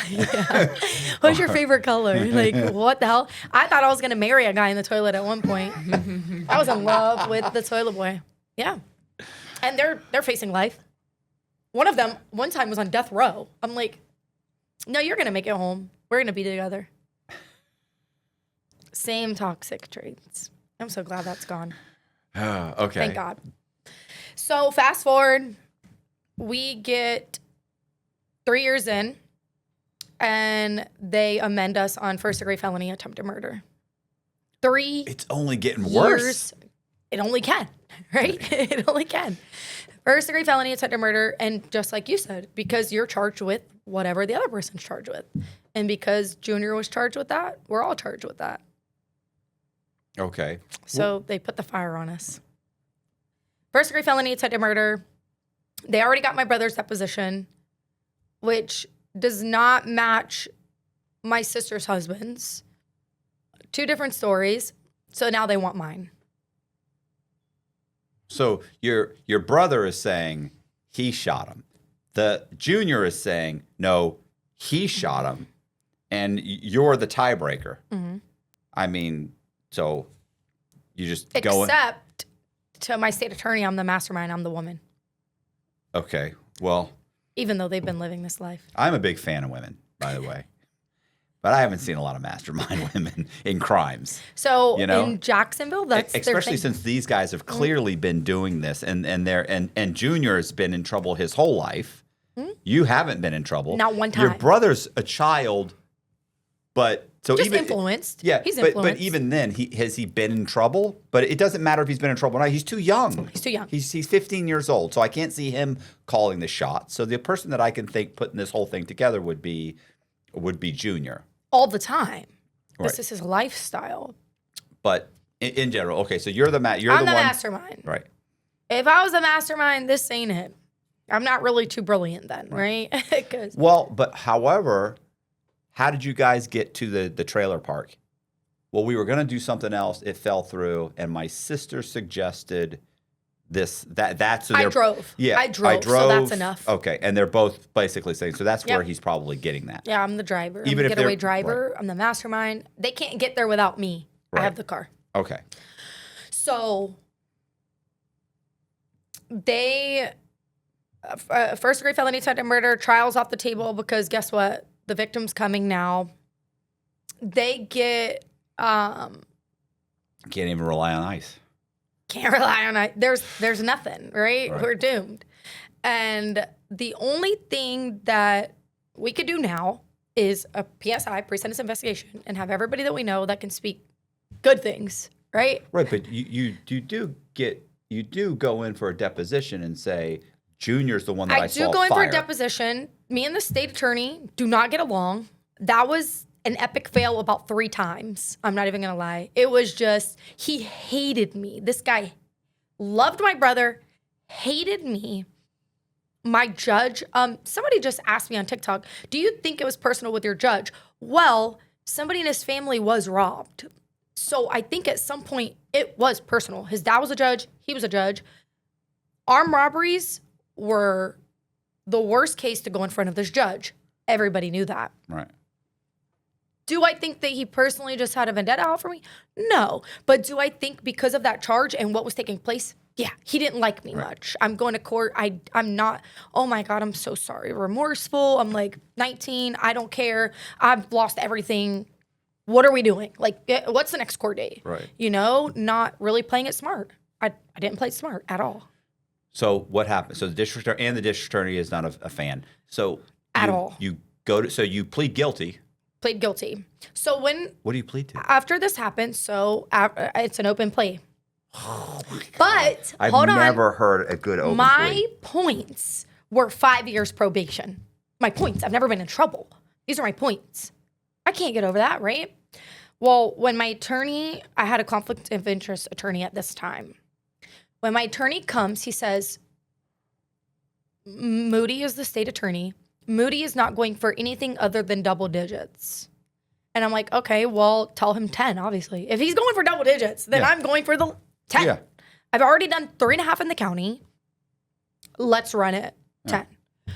You'll be out in Better 5 than years. life. Yeah, I'll be home soon. So my brother, same thing, double digits, 10. We sign, okay. State attorney is on board for 10 for both of us. He's gonna go, but it's an open plea, so it goes to the judge. But the state attorney's saying 10 for both. Does he recommend that? Yes, he does. So on sentencing day, they fucked me. Obvious, that's what they do. But they sentenced me with my brother, same day, same courtroom, who had all all of this good stuff that he was able to do because he's a juvenile. I'm not. Right. Yeah. Those plans aren't available to you. So you Could've already got your GED. I got my GED. Okay. I got my GED.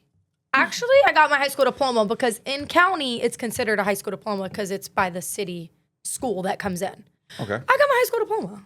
What else can I do? Right. Talk in the toilet. I can't do anything else. I don't have any other options. You're not giving me any. This is not rehabilitation. Yeah. I'm in the county jail. I'm fighting for my life. I have to kick out my bunkies every other day. They're coming in here. They're freaking withdrawing and all this crazy stuff. Like, I'm just surviving, okay? Like, I don't want to be here, right? I don't want to be here. So they fucked me. They do sentencing with my brother. My brother has all this good stuff, all these letters and good behavior in the county. And he was on Beyond Scared Straight while in the county. And he did this program and that program and this, that, and the third. And then you get to me and it's like, well, she's been in trouble. She hasn't changed.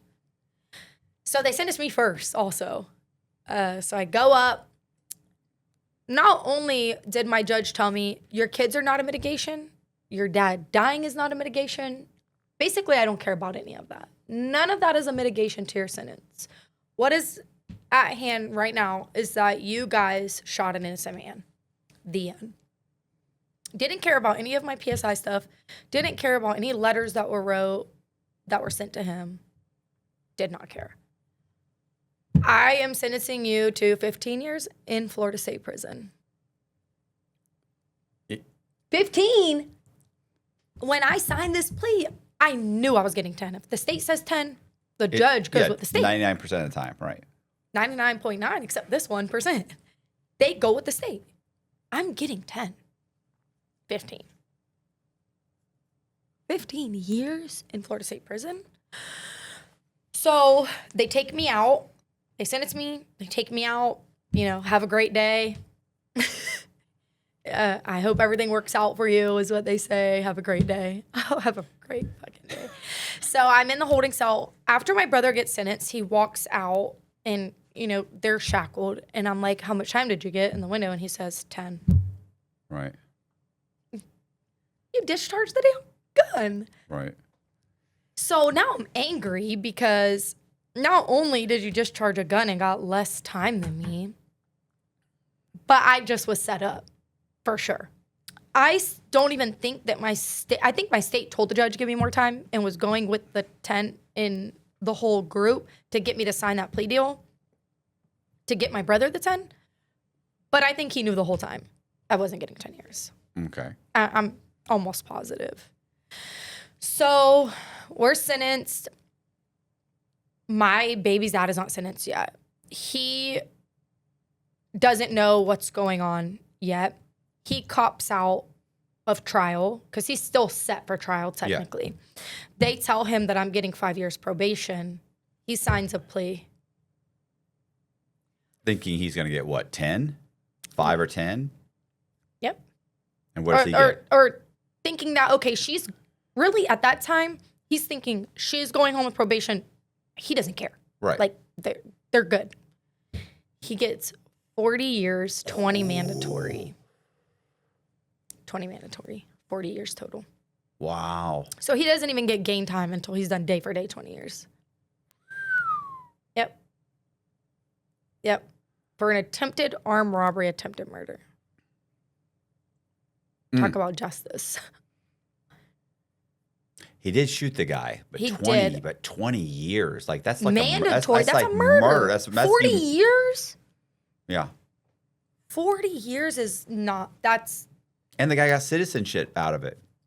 Really, he did him a favor. That's what I said. That's what I say. We did you a favor. I mean, do they think like that? No. No. God. Right. If that happened today, would they think like that?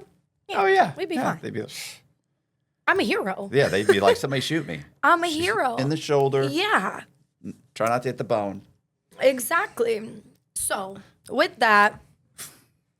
Which one of you gringos is the best shot? Flesh wound. Do you love true crime? Then it's time to experience it on a whole new level.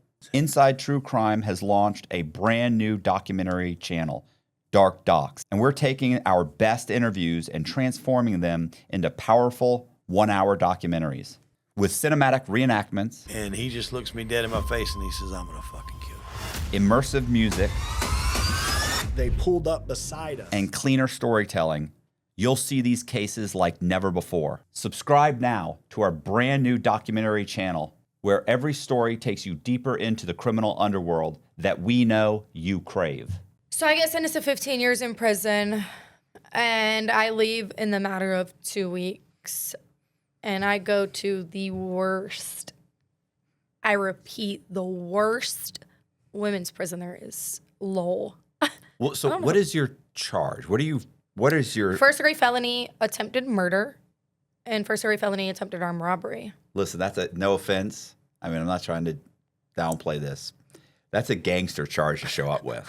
You know, like I show up with like fraud. You know, you show up with attempted murder. Oh, yeah. Dudes are like, yo, bro, like, you know, you need anything from Commissar? Like, I got you, bro. Sure, you can have the bottom bunk. Fucking dude's here for attempted murder. Yeah, Fuck. she's crazy. She's the crazy white chick. Yeah. Which I got that name in the county just from fighting all the time. Because remember, I fought growing up. That's what I did. We weren't soft. So thank you, Mom, for now that I'm in prison, thank you, Mom, because I can survive. I'm not going to get chewed up and spit out. So what? Hey, by the way, I like to point. So how tall are you? I'm like 5'4.5". Okay. By the way, I have heels you on. have heels on. By the way, I like to point out that when she showed up, walked in the door, and I walked up and said, "Oh, hey, what's going on?" Hey, you know, Angela, I put my hand out to shake hands, and she goes, "God," she goes, "I had no idea you were this short." But I not even didn't. polite about it. No tact at all. I was like, Wait. Did you want to put me out just like your Ay, ex-wife? man. Get the fuck out. that was I brutal. was shocked. I apologize. I was shocked because I really did think you were taller than that. She kind of bent over, she hunched over slightly. I'm in she heels. said, "Hey, little fella." I'm in heels, so I'm like 5'8" right now. And I'm like, oh, shit. The big guy, Matthew Cox, is 4'11". Is it a loose? I'm 5'6", by the way. AI. It's AI. I knew this shit was AI the whole time. Oh, so, just mean-spirited. no, I'm very nice now, actually. Well, I haven't experienced that, but yeah, okay. I hear you. okay. The initial engagement we had doesn't count. Okay, so I was in shock. I apologize. So I you was in shock. get off the bus in prison and you tell her, you scream out, "There's a new sheriff in town," and I'm here for attempted robbery, attempted murder. Bitches. No. The initial thing was that, okay, so in the county, I had a girlfriend. Of course. Typical. I get it. Listen, my wife did 5 years. I hear you. Okay, I had a girlfriend. She ended up getting a life sentence. So she's at low with life. So my thing on this bus, I have got to find Bear, right?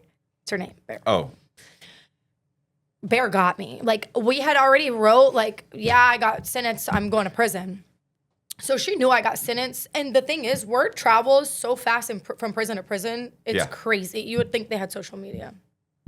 And so I'm going to prison. So she knows. So it's even crazier.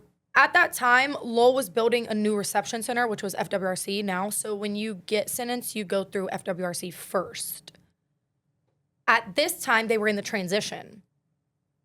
My reception and orientation, I didn't go through that. I went straight into maximum security, Lowell, no orientation dorm. When I got there, I told the one of the orderlies, I was like, I need somebody to get a message to Bear and tell her wife is on the compound. Nicolazzi is on the compound. Like, this is real life, like, now. And she's like, oh my God, okay, Bear, I'll get a word to her. okay. So now here's all the traumatizing stuff, right? Strip, cough, squat and cough. You're not coughing loud enough. I'm ready to already go to confinement. Like, I'm ready to show my ass. They make you shower and wash your hair. My hair was longer than this, but no shampoo and conditioner. It's just wet. So you're like a wet dog, squatting, coughing. Just the first day is probably the most traumatizing day ever. I'm at the worst compound ever. Lifers, maximum security, horrible. Officers were known for killing inmates on this compound, fighting inmates on this compound. I need to find Bear. So Is Bear like a war daddy? Like is Bear like a she's a what do girl, they but call it? Well, no, they call Jess said stud. stud. She is not a stud. She No? is a dominant femme. Okay. However, Bear is a lifer, so they have clout. Bear is doing life for allegedly beating somebody with a pipe to death and throwing them in a dumpster. So, with that, She's a gentle soul. she's not, this sounds even crazier. You probably think I'm crazy at this point. She's one of the nicest people I've ever met. She is so kind and will give you the shirt of her back, which is crazy because that situation is just if you don't know she's in there for that, you'll never guess. Right. She's always happy, smiling, like helps people, mentors people, like it's crazy. So you're not going to mess with Bear. Yeah. And you're not going to mess with Bear's wife. Right. So with that, I just need to get there. Which I knew God was with me because at this time, like I said, there's no orientation dorm. So usually in orientation, everybody knows you're new. You got this, they want your hygienes or whatever from the county that you're bringing in. They're trying to like get over on you. They know you're going to call your family to get money dropped because you just got to prison and you want to buy stuff. So they're like on you. I happen to go right into the dorm with Bear. This whole compound. I go in my dorm with Bear. How many inmates are there on the compound, roughly? I think Lowell has like 1,600. Okay, that's a big compound. It's a big. It's the largest women's facility. Yeah, I end up on her quad, and I still don't know. Like, did she tell somebody? But there was no beds because they were in the process of doing the R&O dorm. So my whole group of girls, we went to my dorm, which is maximum security. You're behind a fence, behind another fence, behind a door, behind a gate, behind another door. Because they're all close custody and lifers. So I end up in the dorm with her. Thank God, because she taught me the ropes for like washing my sheets, what not to do, what to do. And a lot of the lifers like took me under their wing, me being a baby to them and knowing Bear. So they taught me how to cook in prison, how to make noodles and heat up the water and do this and don't do that and stash your toilet paper.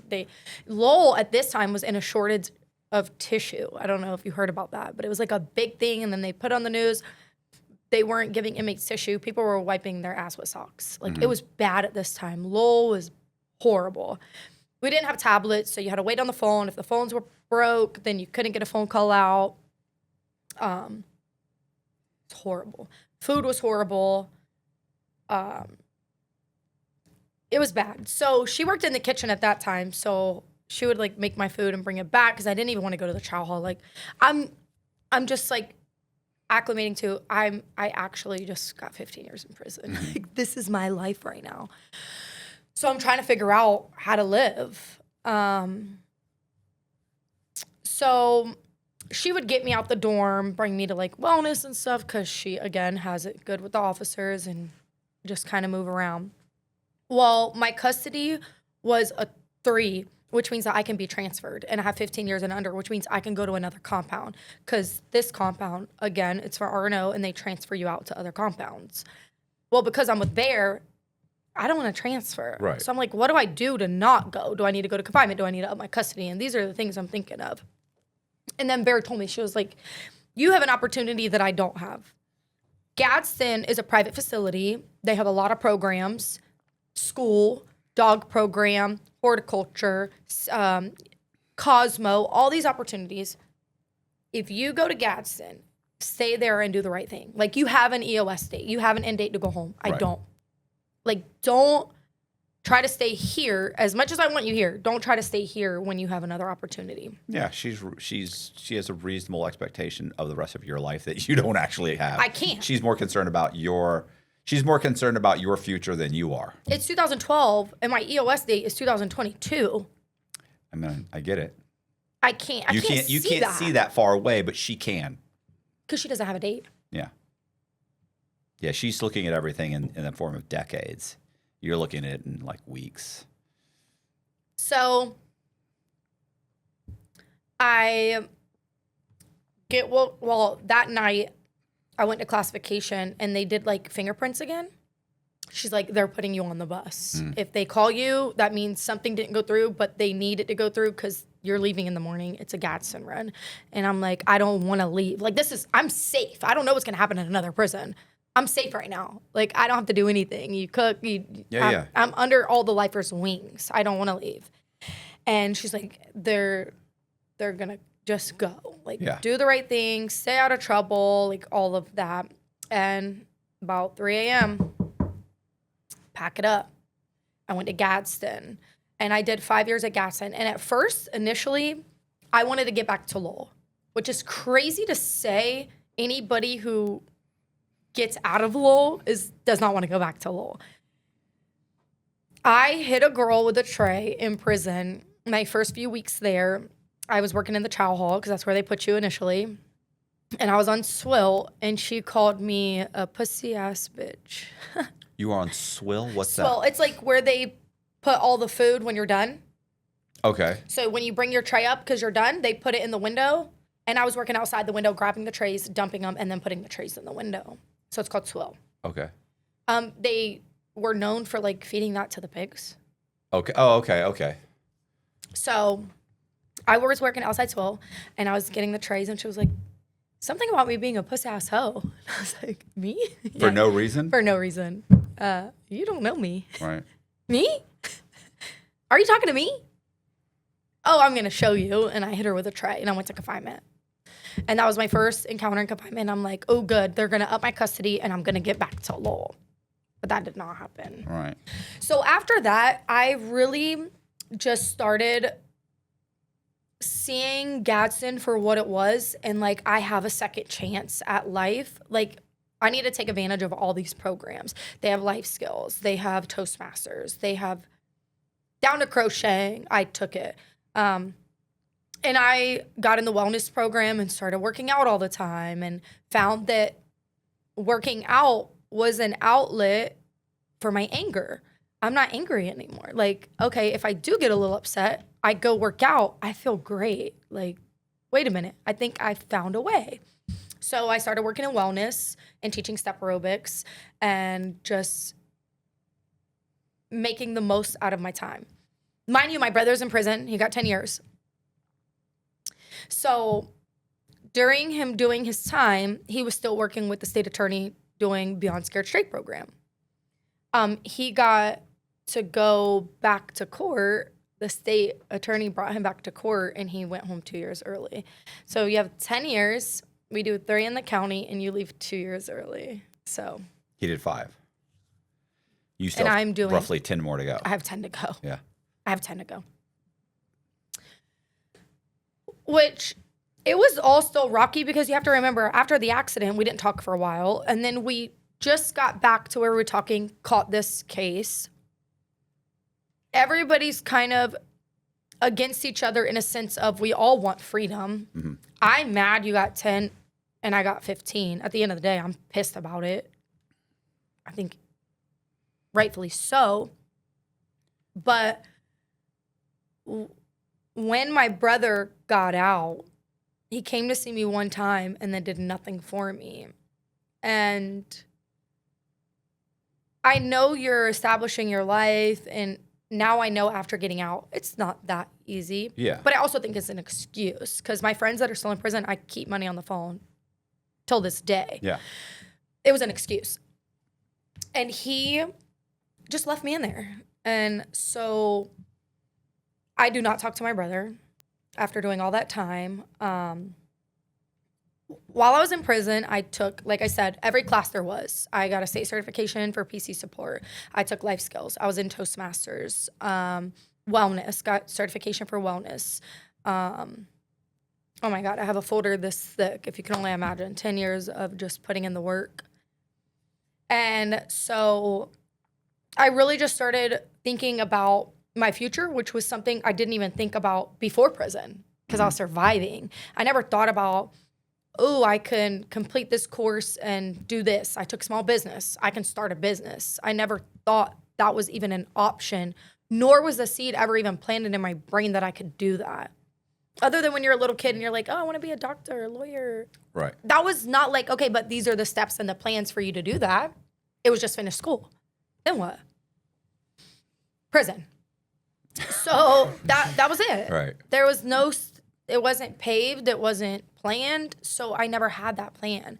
So now that my thought process was changed in prison after taking life skills 1,000 times and finding the root of the issue and the anger and the, realizing that my mom did her best not to be angry with her, and that learning emotional intelligence and that I cannot have control over every situation, and learning to communicate with people, because that wasn't a thing. We yelled, right? So learning communication skills, leadership skills, everything that I have now, I learned in prison, because before prison, we were just in survival mode. Right. So I took those tools with me out. Now, was prison peaches and cream and it was just all that? No. I think girlfriends are the number one fights that happen in prison. Right. Even my own. And there's still the people that don't get it that you have to live with. They're not trying to better themselves. Yeah.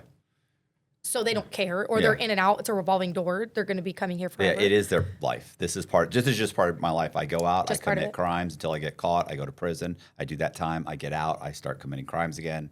It's And they have to be your bunkie. So you have to deal with that. So then dealing with that and trying to do the right thing, it can be it's not easy. Especially when you come up from fighting and being angry, you want to revert back to that. And what happened with Bear? Bear's in prison, still serving a life sentence. She's been kind of distant because I think that with me being home and us talking, it's really hard. Yeah. Like, you're out there, you're living your life. Opposed to my other friend who gets out next year. Girlfriend? She did no. Okay, Best just a friend. No, I'm done with that. Okay. I'm done with that life. I don't want a girlfriend ever again. I Never again. Actually, when I got out, me and my girlfriend that were in there together, my last girlfriend, we were coming home. We were going to be together. Epic fail. And that's not even what I want. It really was a prison thing.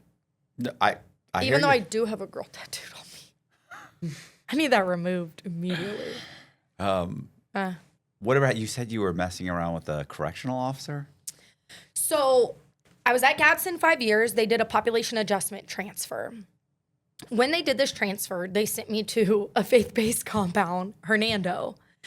Hernando it was like a privilege to be there. Like, you had to be good because it was open compound. So you had to have a certain amount of time. Like, you couldn't have over a certain custody because it's free compound. When count clears, doors are open. You're outside. It's not like walking this line, maximum security. They're watching you. There's no towers. There's none of that. It was just, it was like a college campus, pretty much. When I got shipped there, when GATSA did their population adjustment, they sent me to FWRC, which is the RNO now, reception. When I got to they don't keep you there, so they sent me to Hernando. I was in wellness in Hernando, and first I was in the chapel. You have to do faith-based programs, so you have to follow whatever classes you enroll for the program. You have to do those classes. That's what you do, classes. Well, then, just from teaching step aerobics and dance fitness at Gadsden, I wanted to start it at Hernando. So I wanted it to be a part of their curriculum. So I spoke with classification about it, and she gave me the wellness job.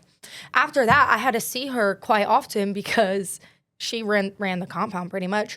And I had a girlfriend on the compound, but because it's faith-based, they were trying to keep us separated. So I would go to her and be like, hey, can you like move so-and-so into my dorm? They keep separating us. Like if it's a classification move, then they're not going to mess with her. And she did it. And I'm like, she does all this for me? So one time I went to her office because I used to just be able to go to her office. And I went in her office and she kissed me. And I was like, whoa, not expecting this. When she got to the door, I just wasn't expecting that. And I was like, ooh, I got her in the bag. Like this is what I needed. This is what I can do whatever I want. I can get whoever I want shipped here, there, whatever job, whoever I want to work with me can get in wellness and work with me. Because at that time I wanted the girl that did dance class with me. She was not in wellness and they wouldn't put her in wellness. And I'm like, I need her with me working so she can get out the door when I get out the door, teach class. And I just started having my way. Yeah. And it was head of classification. How long did this go on?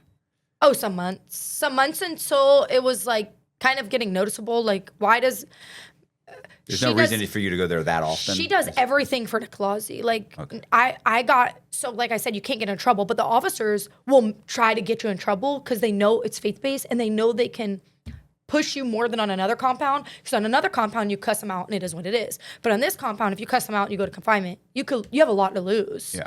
You're living the most freedom you're going to get. You always say it's, you would think from the outside, you would think that the guards at a camp or a low would be super polite to the inmates. And at the medium, they'd be a little tougher. And at the pen, they'd be really tough. But the truth is, at the pen, they're extremely nice to the inmates because they can't get away with it. No. Because if you're rude to the inmates in a pen, 90% of them have life sentences or 40 years. Like, they have nothing to lose. Yeah, they'll I don't stab care. you. Yeah. Right. Like, you're not going to talk to me like that. All they have is respect. And so the guards are super nice to them because it could go bad. Medium, they're a little less nice. And then at the lows, they basically talk to you like shit. And at the camp, they talk to you like you're an absolute fucking dog. And it's like we're doing and the most. You have to take it. You have to.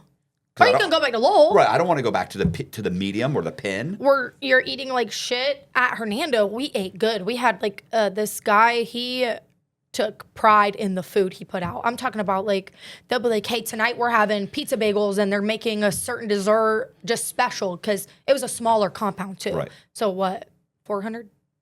500 of us? I don't even know. Right. It was really small. So he took pride in cooking for us. And so you have that versus this big compound feeding you slop. You're like, I don't want to go back to that. You get to go to canteen every day at Hernando, where I was at. Canteen's open all day while you're outside. You just go up to the window, get ice cream, whatever. Versus Lowell, you're in line, you're on a list. If this person wants to pay this person, they're bucking your spot. Like, you don't have to deal with all that. Right. And because the rules were in place the way they were, you just followed them. Yeah. I mean, there's always those couple people, but for a majority, so yeah, the officers would push me and poke my buttons, and they knew I had a girlfriend, but they kind of knew, like, wait, she gets her way a little bit too much. And so things were getting a little out of hand. This one lady was bullying her bunkie, and I was pissed. I'm like, there's no bullying. Like, it was an older lady, and she was bullying her. And somebody came to me and was like, I don't know. I feel like you have the power to do something. I'm not sure. I can't just say this, but this is what's going on. And I'm really tired of seeing it. And once I started seeing how bad it was, I went to classification and I was like, you need to ship her.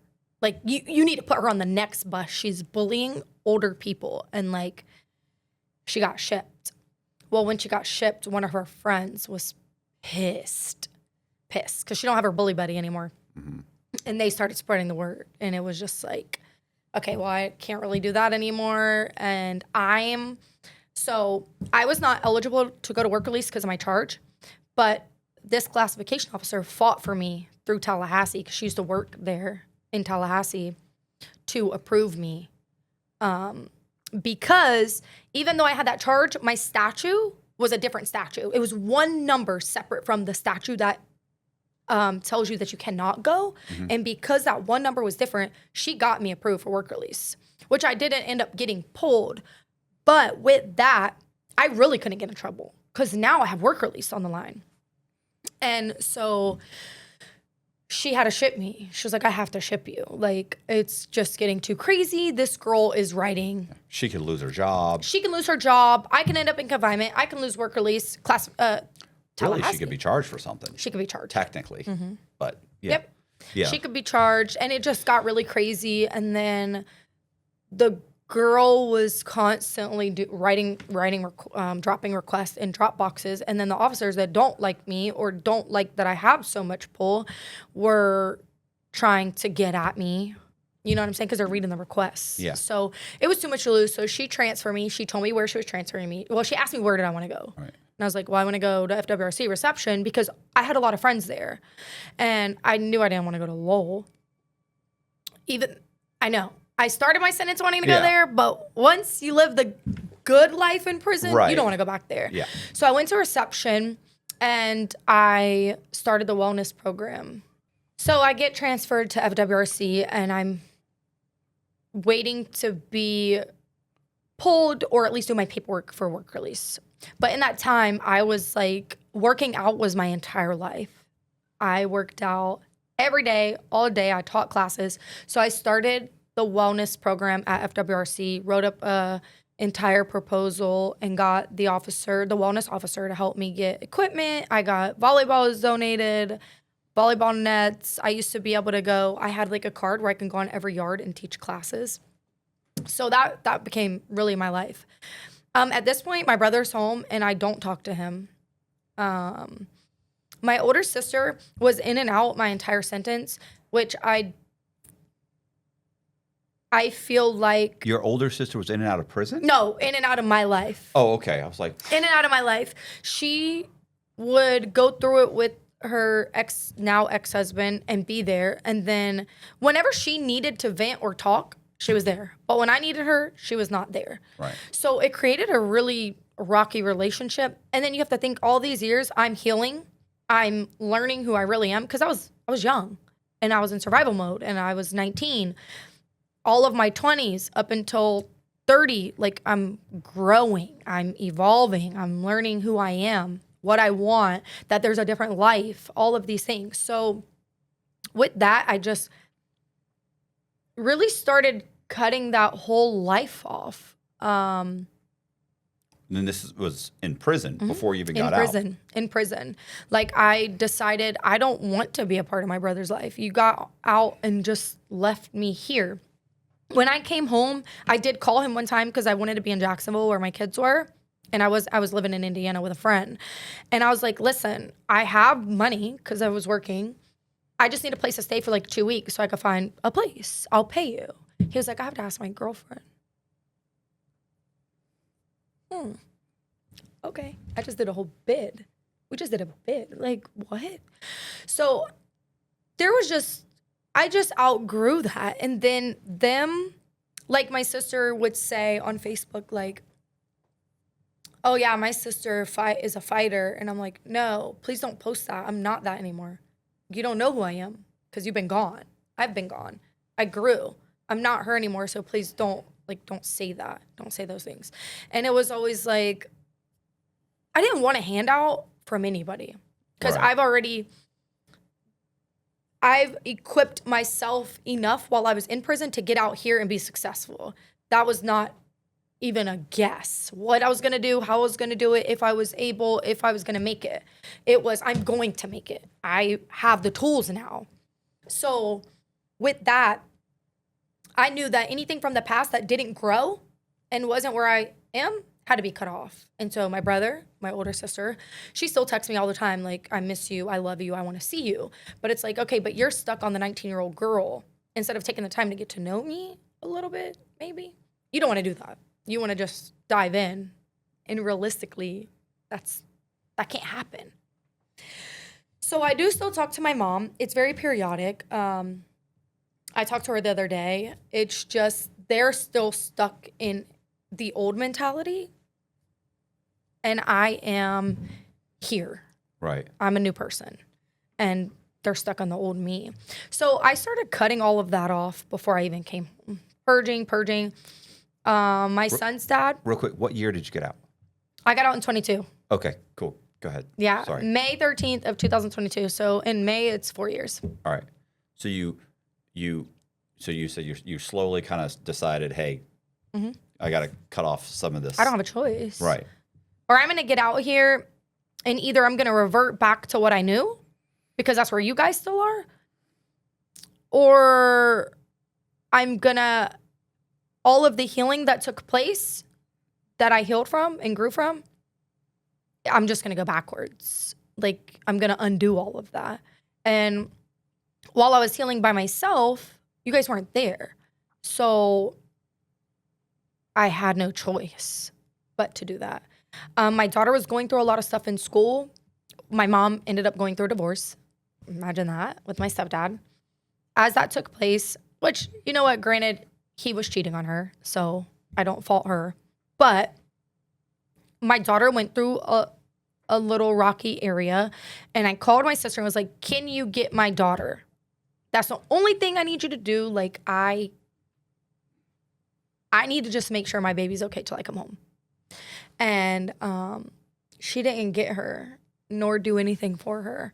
So those are just things that I would have never done to them that I can't undo. And I can't expect anybody to do or think like me. But there's But you don't need to be around anybody who doesn't. I don't need to. Right. I have a choice now. Like, I used to think because they were family that I had to. But I learned in prison especially that blood does not make you family. Because some of my friends that got out, that kept money on the phone, that waited for me, that brought me clothes, that brought me a pair of drawers because my family didn't, that's my family. If I'm stuck on the side of the road, they're coming. Right. So I just detached from everybody from my past, pretty much. And I have one friend that I've known since I was like 15. He's still a great friend of mine. And we talk periodically, but again, that lifestyle is dead. That person, that angry, besides saying you were short, I apologize. That didn't come from a place of anger. That came from a place of shock. I only see you sitting down. You act like I'm a midget or something. You're compared wearing to what I thought you were. 4 inches heels or 5 inch heels. No, they're like 3. But I thought, because you're always sitting down, I didn't know your feet were dangling. You didn't show me that part. You did not show me that part. Oh my God, that's so mean. I didn't see that. So other than that, I have grown. Oh my God, that just reminds me of Cook. I used to be in the TV room, and I would sit in the chair, and if I sit all the way back in the chair, my feet would actually just skim and I would dangle. I would do this with my feet, and Cook would be like, "Listen, Cox, I can't. Please stop. I can't take that serious. I just cannot take it serious at all. Cannot. So here I am now. So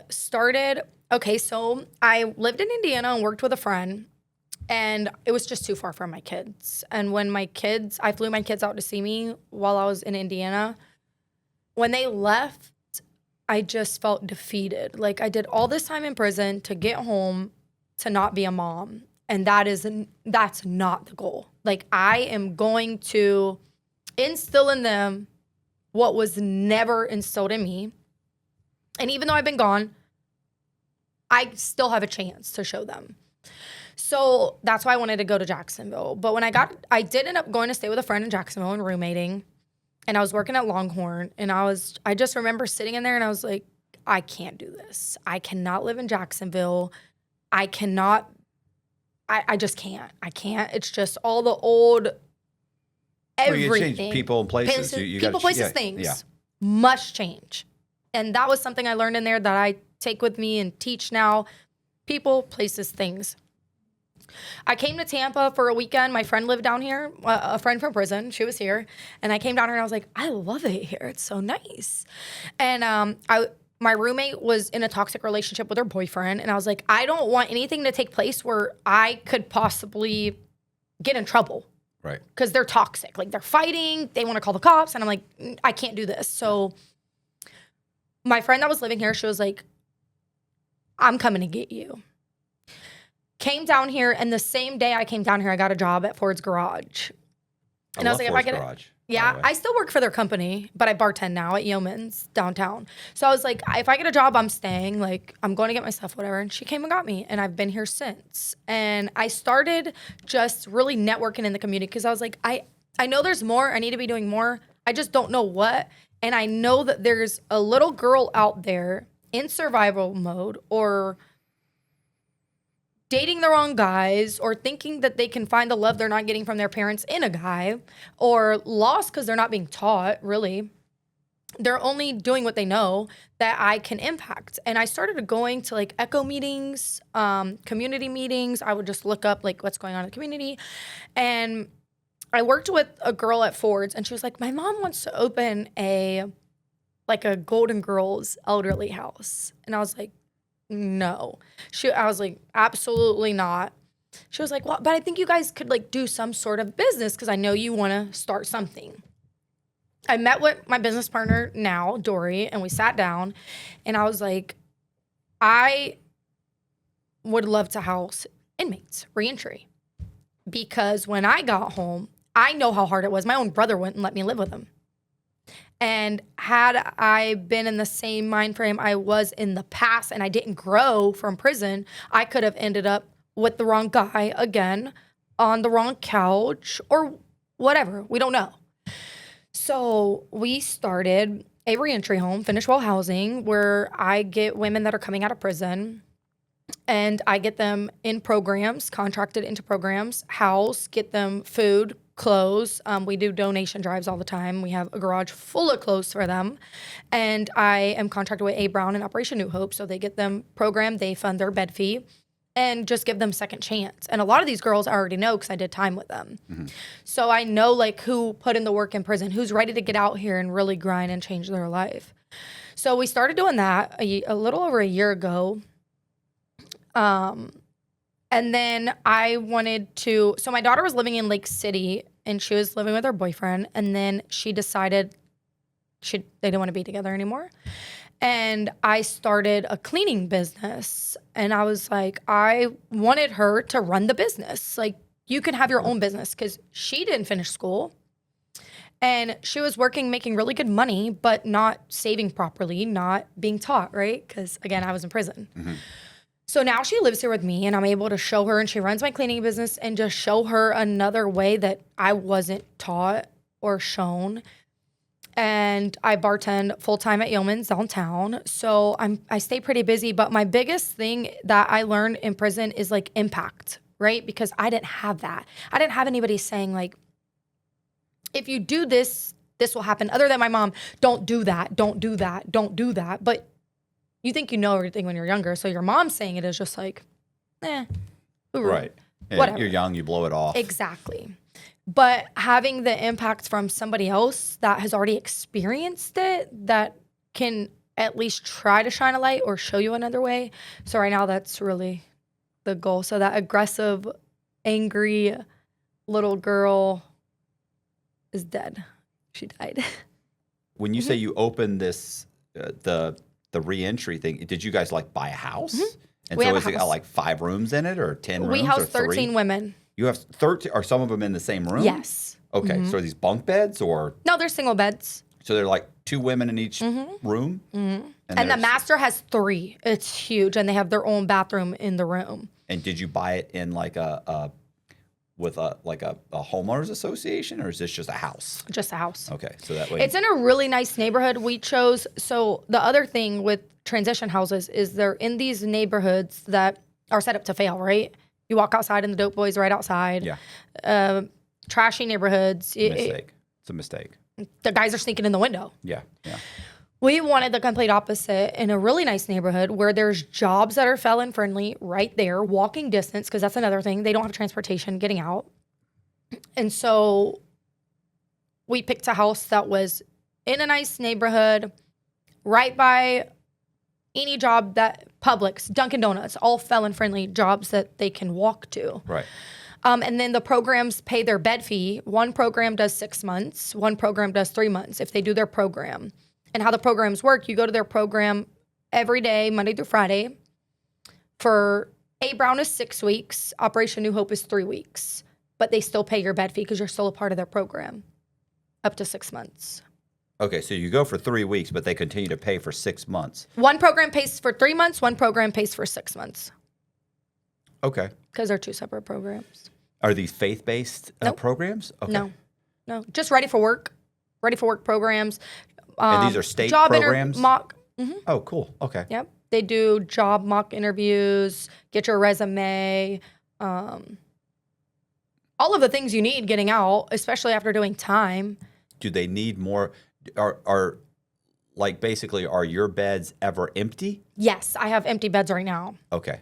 I do have empty beds right now. One of them is actually being held for a lady that I know personally who is getting out that I promised to hold her a bed because she is amazing and she's done amazing and she's in the reentry program at Gadsden. So I want her to have the opportunity to have a good start.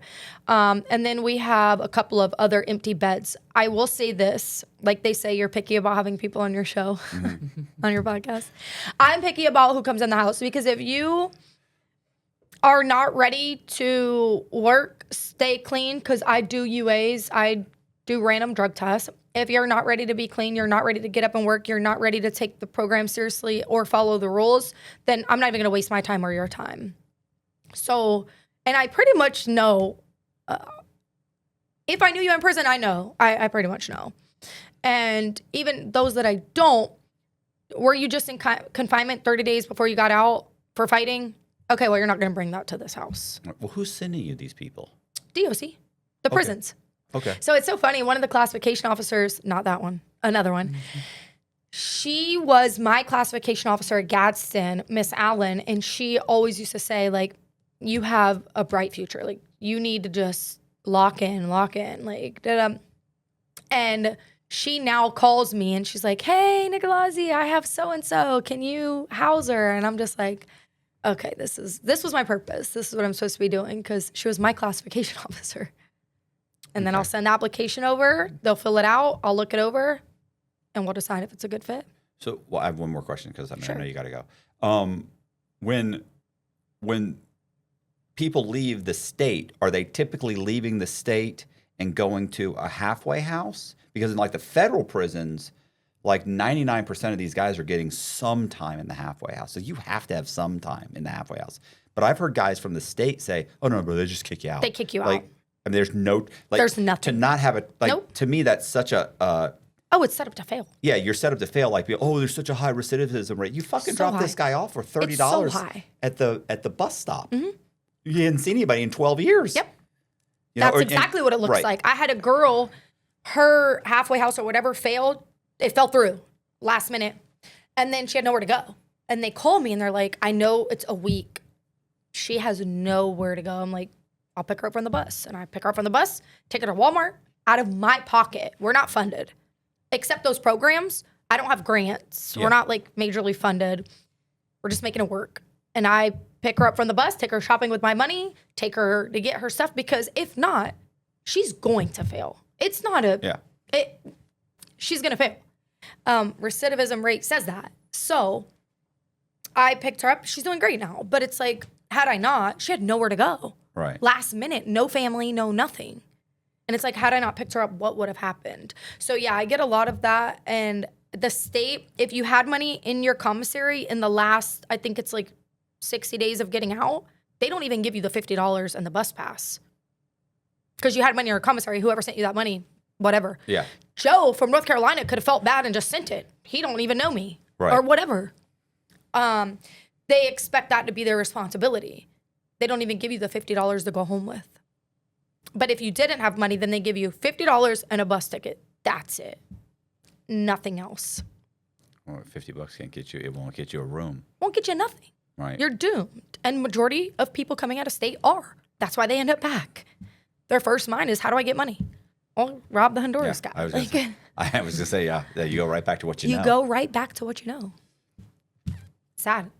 Hey, you guys, I appreciate you watching. Do me a favor, hit the subscribe button, hit the bell so you get notified of videos just like this. If you want to donate to Angela's Finish Well Housing, we're going to leave a link in the description. You can go there and you can donate. Like you can donate to Uber, to just to donate to the facility to help run the facility.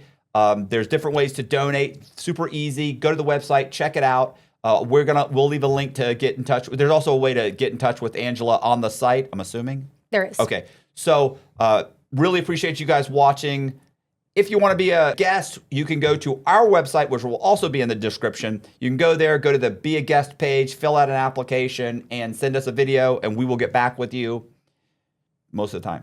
I really do appreciate it. Thank you very much. See you.